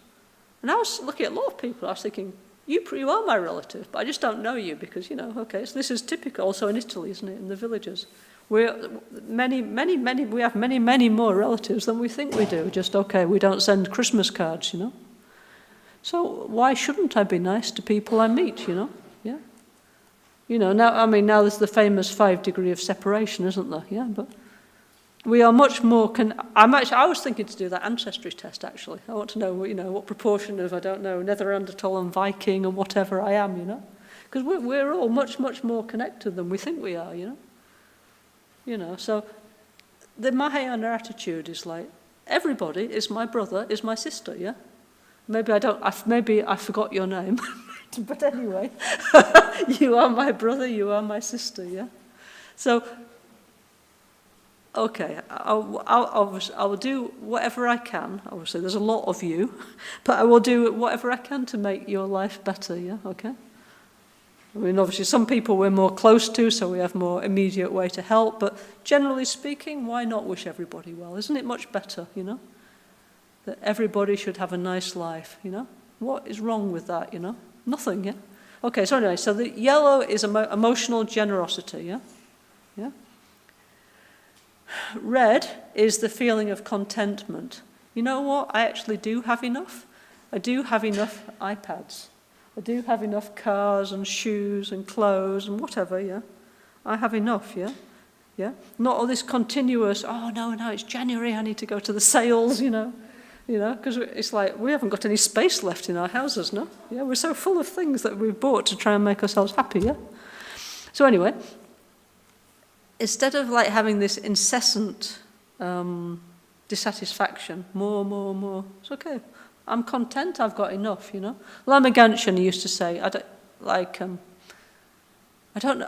not actually a farmer, yeah, but okay, Dawn. Cows, do they still have the ring in the nose? Yeah, okay, still here, like Piedmonte, okay, you have a lot of cows up in those hills, yeah? So they still put that ring in the nose, no? So then you can put the string, no? Yeah, the string, and you can pull the cow along if it's not behaving itself, yeah? So, Lama Gansin, he always used to say like this, you know? You think you're free, yeah? Of course, we all want to be free. We absolutely don't want anybody telling us what to do, right, yeah? I'm free, yeah, of course, yeah? But he said you're not free because you're just dominated by your desire. You can't control yourself, yeah? Your dissatisfaction, you know? He said if you're free, you can choose, no? So he said we're like those cows, you know, and with that ring and our, you know, endless dissatisfactions pulling us along, you know, to, I don't know, Rinascenti, to there, to the car, to the mortgage. Oh, I want to, that's okay, but now I need another house. And another house, and another house, and so on, until finally we die, dissatisfied, okay, yeah? So he said, if you need to be able to discriminate, you need to be able to choose, yeah? Then you're free, okay, you know? It's like, do I really need it or not? Not just, but you know what I mean? When you go shopping, you get that. It's like this kind of like hunter-gatherer feeling. You know, we all have it, don't we? You know, and you get like fixed onto something, you know, and you cannot stop fixating on that thing till you've got it. Yeah, that's dissatisfaction. Yeah, that's unlimited attachment. Yeah, then you get it. It's like, oh, fantastic. And then 1 month later, maybe I need to get a better model, yeah. And then so the mind is like really like this. So we need this mind. We need to pacify. We need contentment, yeah. So this is the Amitabha energy. Well, actually, this is a very beautiful message. It means honestly, where you will find happiness is inside yourself. We're not saying, oh, but don't panic. It doesn't mean we can't have all the beautiful things in the world. Of course, nobody ever said that. But deeply, by developing the human qualities, yeah, what Rinpoche used to call the missing part, we will be happy. And isn't that true, you know? Because that's basically what we all want, isn't it? We all want to have like nice friends and a good family and nice food and good time and beautiful environment, yeah? This is what we're actually all craving for, but we don't understand. Then we think, oh, I buy this, I'll be happy. No, because that's not nice friends and beautiful food and beautiful experience and human warmth and feelings, yeah? Yeah. So we've sublimated what we actually want onto buying stuff. So what, poor us, no? Yeah. How sad, yeah? So anyway, so Amitabha energy, we finally got the point that human values is more important, yeah? You know? Yeah? Okay, I mean, okay. And then the green bit is rejoice, yeah? Yeah? The green is many things. It's like, don't be afraid, yeah? So Lama Gansin used to say that we have such a level of fear that only when we have less fear do we recognize how much fear we had, because it's so dominant that we can't even recognize. This is the trouble with our emotions, yeah?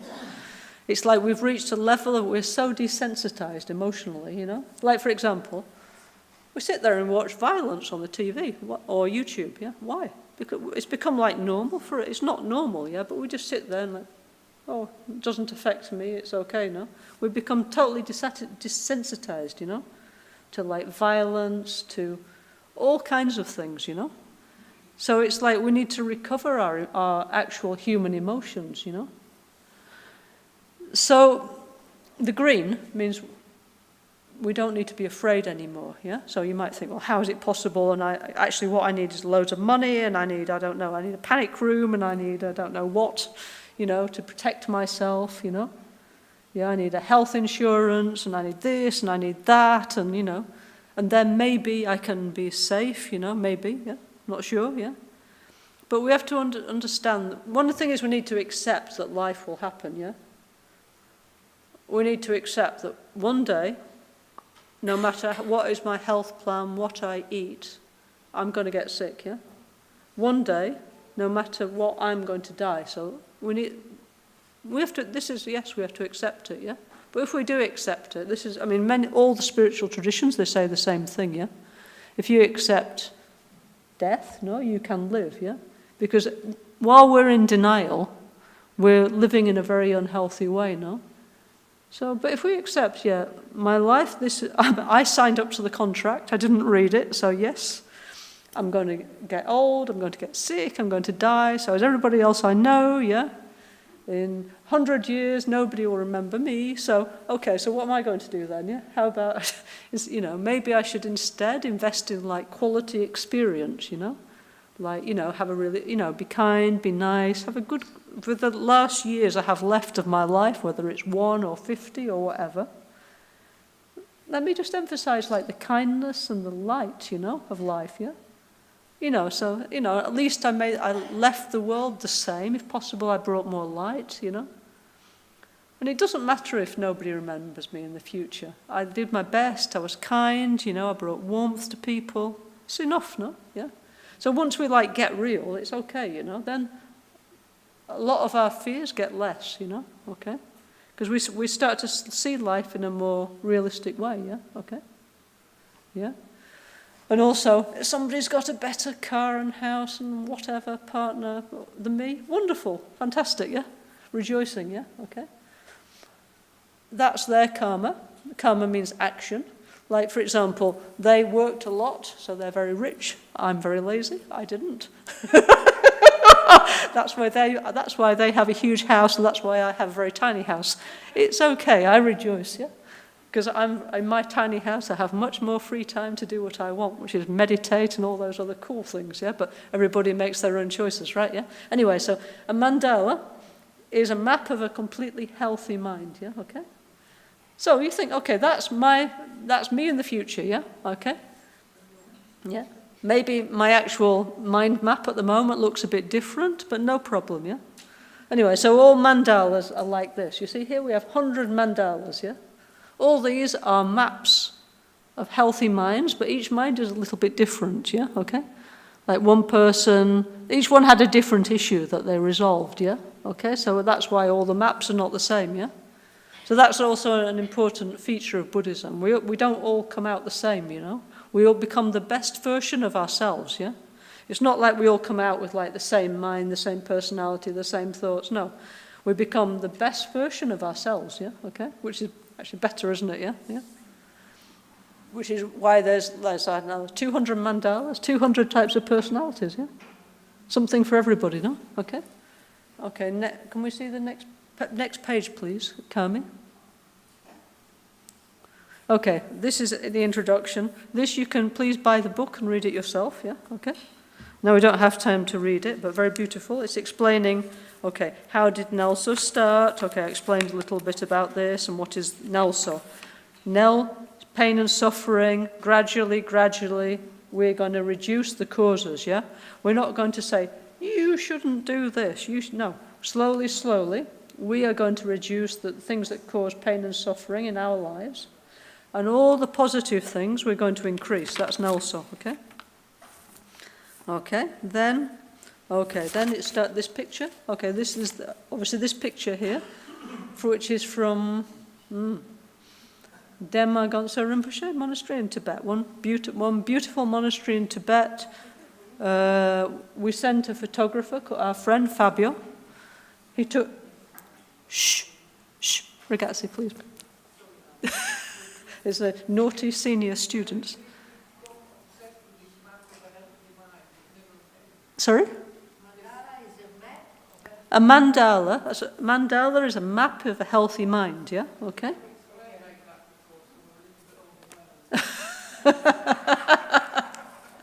Yeah, because all these symbols, they're just showing aspects of a healthy mind, yeah? Yeah? Okay, using, the culture of that time, but that's what it all means, yeah? Okay? Yeah? Anyway, this picture is Buddha Shakyamuni and his... actually the Buddha had lots of disciples, yeah? Not just these two, yeah? The one on the left is called Murdgalyana. The one on the right is called Ananda. Shariputra.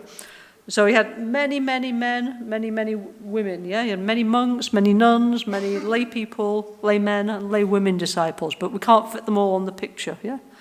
Yeah, so the one on the left, Murdgalyana, he was like the one side of the brain and Shariputra was the other side of the brain, yeah?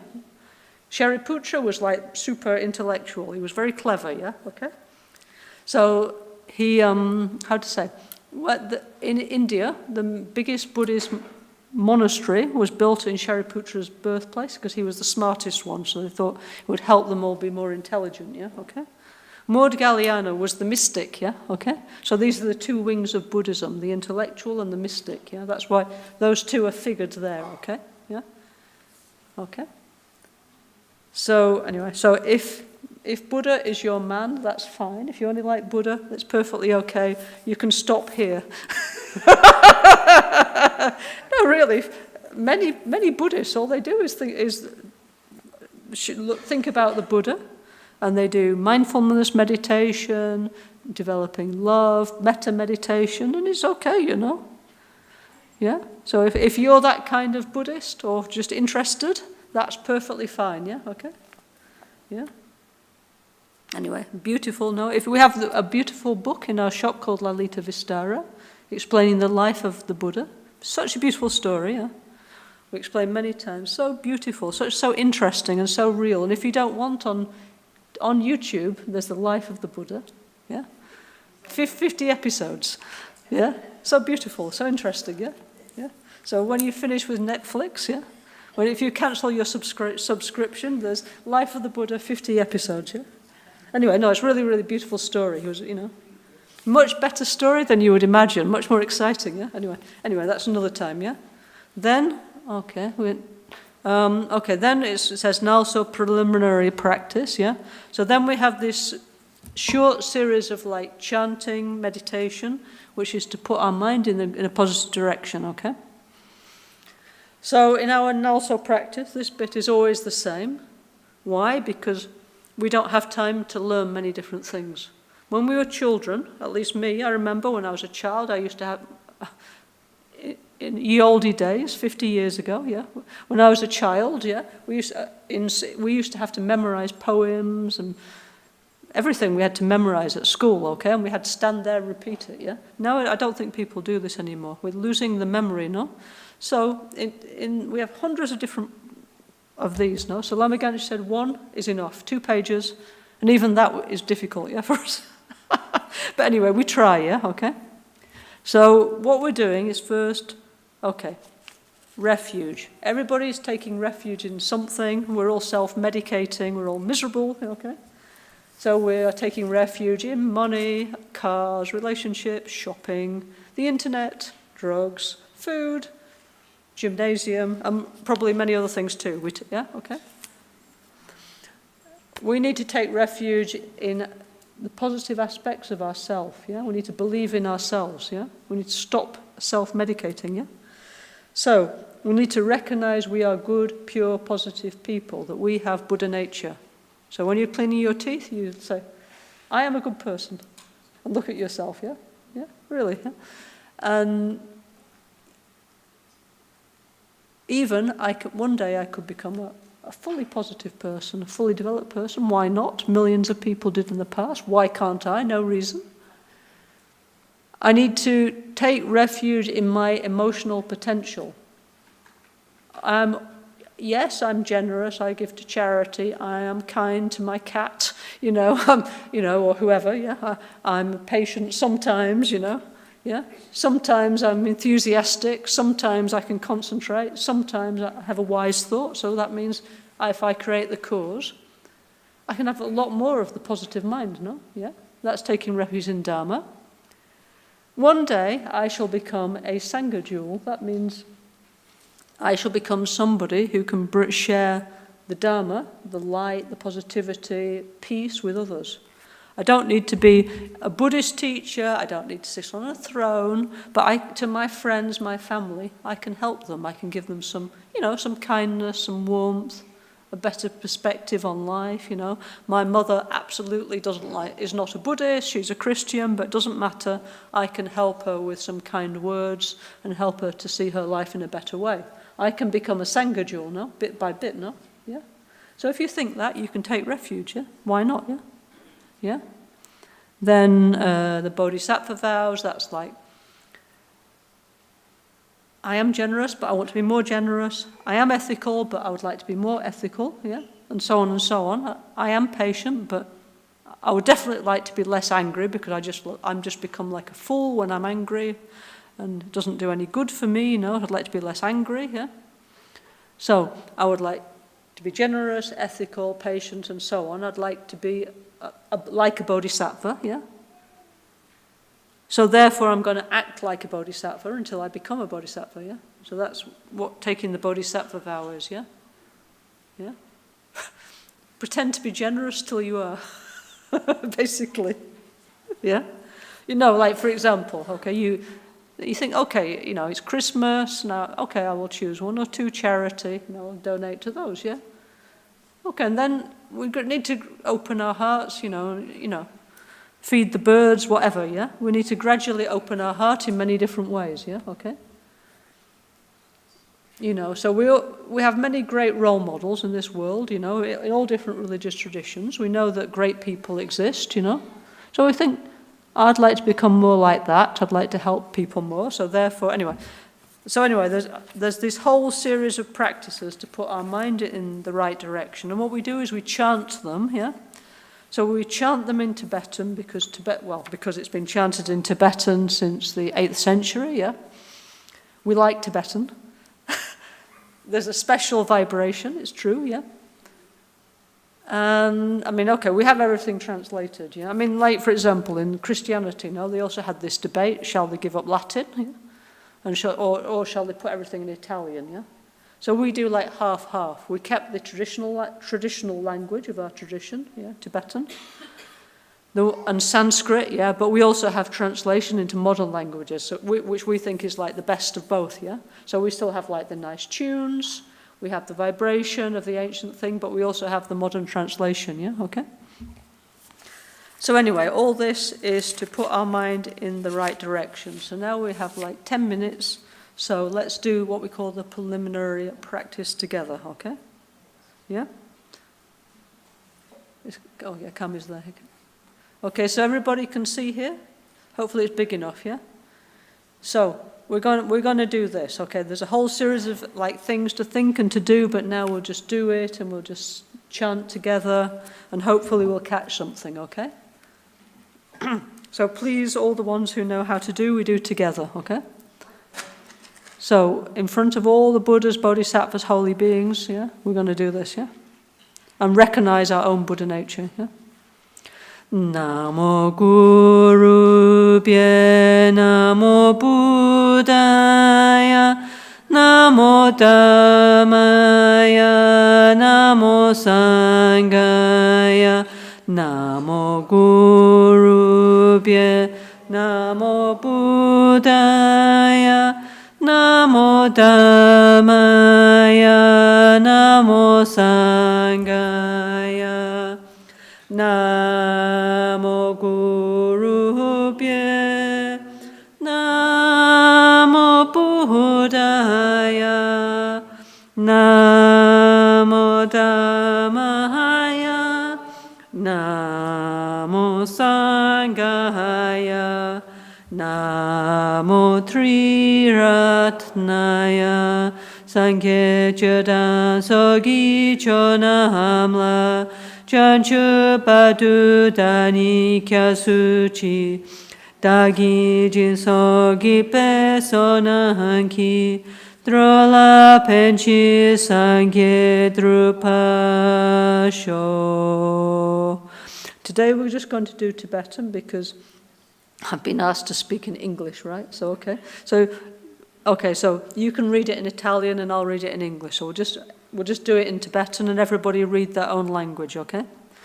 Sangye chodan sogi chona amla janju badu dani kyasuchi dagi jinsogi pesona hanki Drola penchi sangye drupasho Semchen tamche dewa dan dewe gyudan dempa gyuchi Semchen tamche dunyel dan dunyel gyudan drawa gyuchi. Thank you. Semchen tamche dunyel me pedawa dami drawa gyuchi. Semchen tamche nyerin chadani dan trawe tamnyon la nepa gyuchi. Semchen tamche lusen gidu nele so shin trayun lusen dewa dan dempa gyuchi. Semchen tamche NgalSo tochi china nachu koyu danshin samane gyuchi. Semchen tamche dansan bulingi kedo tatan chinangi shide dan dukun dempa gyuchi. Okay, may all beings have happiness and its causes. May all beings be free from suffering and its causes. May all beings never be separated from the great happiness that is beyond all misery. May all beings dwell in equanimity, unaffected by attraction to dear ones and aversion to others. May all beings recover from the sicknesses of mind and body pollution and enjoy relative and absolute health, now and forever. May all beings relax in a pure and healthy outer and inner environment, now and forever. May all beings enjoy inner and world peace, now and forever. If you haven't got any more time and you have to go to work, you can do that, okay? No? Really, yeah? Just think, do this bit, think that, and go to work, you know? Think with positive thoughts about everybody else, you know? Then your day will be much, much better, yeah? Okay? Yeah? Like, for sure, you might say, this is okay, but even this is too long before I go to work, I can't do all this. Then do what you can. Just do a little bit, yeah? A little bit is better than no bit, okay? Yeah? Okay. Page 19. Purification of the sight. Tamche duni sa shida se mala so me padan la tiltanya pedurye ranshin jampone gyuchi la dami chupese no su sham dahi kitru kun san chutrin la name nanke kangun kya gyuchi. With this bit, we think, where I live is fantastic, it's the best, and life is abundant, yeah? Life is beautiful, life is abundant, yeah? Okay? So actually it stops, we need to start to see beauty in the world again, yeah? Now we just see negative, not good enough. We need to see, oh, beautiful, you know, like children. We need to go back to this, oh, everything's beautiful mind, like, oh, everything's amazing, you know? Yeah? Om Namo Bhagavati Benza Sawa Pramadani Tathagataya Ahate Samya Sambuddhaya Tayata Om Benze Benze Maha Benze Maha Tetsa Ben Maha Vidya Benze Maha Bodhi Chitta Benze Maha Bodhi Mandropa Samkramana Benze Sawakama Awarana Bishuddhana Benze Soha. With this mantra, it's like the Christmas adverts, you know? where everything's like beautiful, yeah? Full of, like on TV, everything's wonderful, all full of presents. So we need to see life like that, abundant, beautiful, with there's enough for everybody and everything's like nice, like Christmas.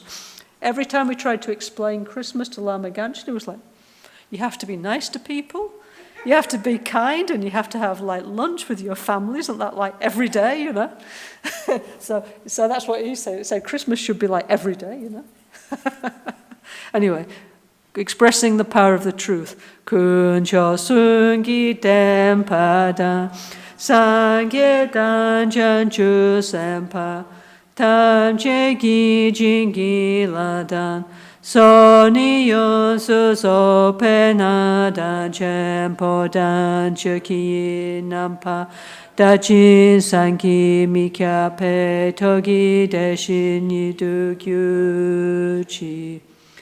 By the truth power of the three jewels and the blessing of all the Buddhas and Bodhisattvas, as well as by the great strength generated by the two accumulations and the power of the pure and inconceivable Dhammadhatu, may these offerings become real. Yeah, okay? So, positive thought works is the point, yeah? Impossible, possible. We can change the world if we're optimistic, if we do the right thing, if we create the right condition. Okay, now we're calling the Buddhas to be with us. Malu sem chen kungi gungyu chi du de pun je mi se jom se la no na malu yanda kengyu pe jom den ku che ne di she su so. Okay.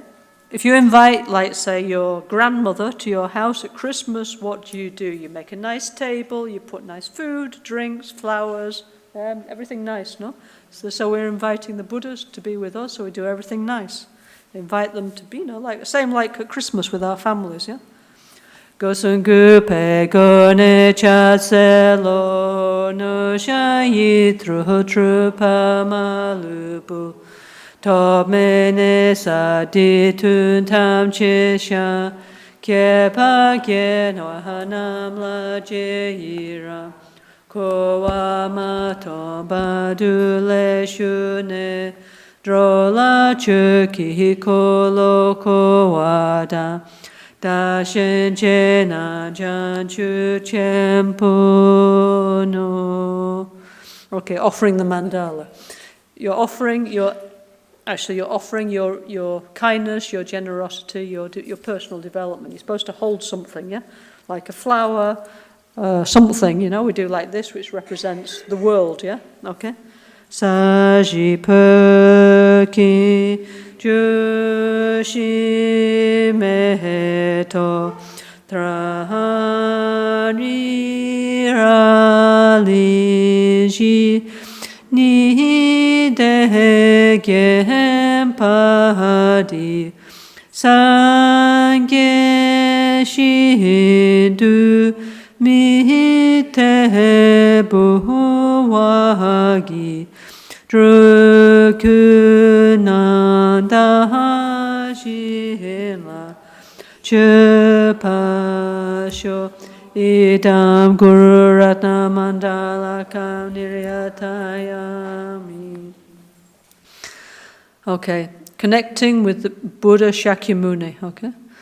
Lama gyalwa shakya tupala chatselo chutu kyasu chiwo jingila tu so om muni muni mahamuni Shakya Muni Soha Om Muni Muni Maha Muni Shakya Muni Soha Om Muni Muni Maha Muni Shakya Muni Soha.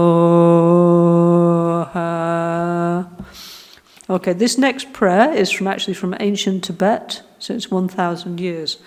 So, okay, all in Buddhism we have gurus, we have lamas. So this is calling your guru, whether your guru is alive or dead, but for that blessing, you know, that positive energy to be with you, yeah? Lama Kien, Trinchen Sawe, Lama Kien, Lama Kien, Kyabne Kuntu, Lama Kien, Trinchen Sawe, Lama Kien, Kyabne Kuntu, Lama Kien. Okay, next is the prayer request to Trian Dorji Chang, Rinpoche Guru, and to Lama Gansin, yeah, who's our root guru, our founder of Albagnano, okay? Our founder of many things, our guru, okay? Luchuzam po pelgyuta shipa tu chentem pehetin leya noda pegedro lozam peze pachen palden la mehesha blasowade Om Aguru Vajradhara Sumati Muni Shasane Kama Uttavadan. Oops, sorry, no, sorry, I can't read, sorry. Sorry, I can't read, sorry. This is Lama Gansin one. Sorry. Om Aguru Vajradhara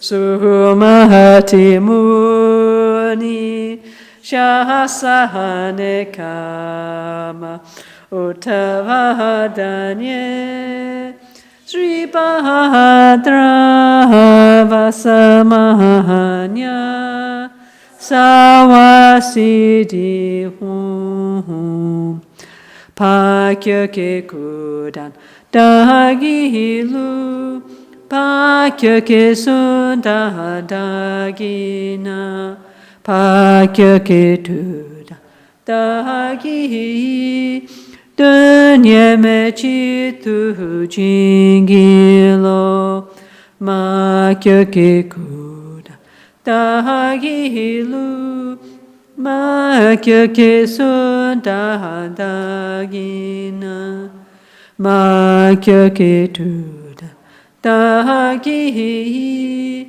dunye mechi tu jingilo. So we ask the father gurus to dissolve into our heart, the mother gurus dissolve into our heart, yeah? So we imagine all the lineage of spiritual teachers going back to the Buddha, dissolve, embodied in our root guru, dissolve into our heart. And then we just stay there with all that positive inspiration. So like Buddha dissolves into you, okay? Yeah? And if you have a guru, your guru dissolves into you, yeah? Okay? Then you can just sit and meditate, yeah? So at home, if you don't have much time, just do this, yeah? Okay? Just then sit for a few minutes, yeah? Michelle's explaining about breathing meditation, isn't it, yeah? Then just sit and watch your breath, yeah? Try and be calm, try and develop positive energy, more prana, more... Okay, then you've got, okay, now I don't have time, okay, thank you, Nimo Deli. Then you can go to work, yeah? It's enough, yeah? You know, it's better to do a little bit than not do anything, yeah? Yeah? So all this is to put our mind in a good space, like, so before we go to work, yeah? Or whatever, yeah? We try and put the mind in a good way. So if we have really no time, we just do very short, and then, okay, this is okay, it's enough, and then we can sing some mantras, it's okay, yeah? Okay, so now, those who like, if you need tea, coffee, or whatever, Rinpoche used to call incense break, yeah? If you need an incense break, yeah, whatever, yeah, you go and have one, yeah? And then we were going to start something called Guru Puja, yeah, okay? Please, those of you who like, come back, because also, sincerely, this is the best thing going on right here at the moment, yeah? Because I think the coffee bar's shut, yeah? So what are you going to do? It's going dark, yeah? But anyway, it's up to you. But anyway, we're going to do this thing called Guru Puja. Point of Guru Puja is to show the spiritual path from A to Z, also to accumulate positive energy. Punya, positive energy, is you wake up and you feel happy and you don't know why, yeah? You know? It's like a kind of energy, it's an attitude. We're losing our positive energy. That's why all the time we're becoming more negative. So it's like we're recovering all the positive minds, and this puja helps us to do it, yeah? So those of you who need a break, very welcome to leave. Those of you, who's the umze? Who's doing, okay. Who are you? Oh, hello, Daniel. Sorry, I can't see, sorry. Yeah, hello, Daniel, thank you. Daniel's the umzela, the chant leader. He's going to guide the Guru Puja.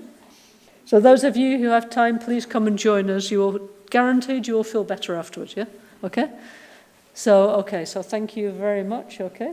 Nimo dele sendele, nime koyan dele, shinin sentatu dele pel, kuncho sungi jingi lo, kuncho sungi nudrus, kuncho sungi ta shisho. At dawn or dusk, at night or midday, may the three jewels grant us their blessings. May they help us to achieve all realizations and sprinkle the path of our lives with various signs of auspiciousness. All'alba, al tramonto, di notte durante il giorno, possono tre gioeli concederci le loro benedizioni, possono aiutarci a ottenere tutte le realizzazioni e consperci il Signore. Okay, we say in many languages to remember that we're not the only ones, yeah? That there's more people in the world than just our country, yeah? It's good enough? Anyway, so see you in 5 minutes, or see you later, or see you tomorrow. Anyway, hope you have a very nice winter retreat here with us in Albagnano. It's really nice to see everybody. See you later. Okay, thank you very much, yeah?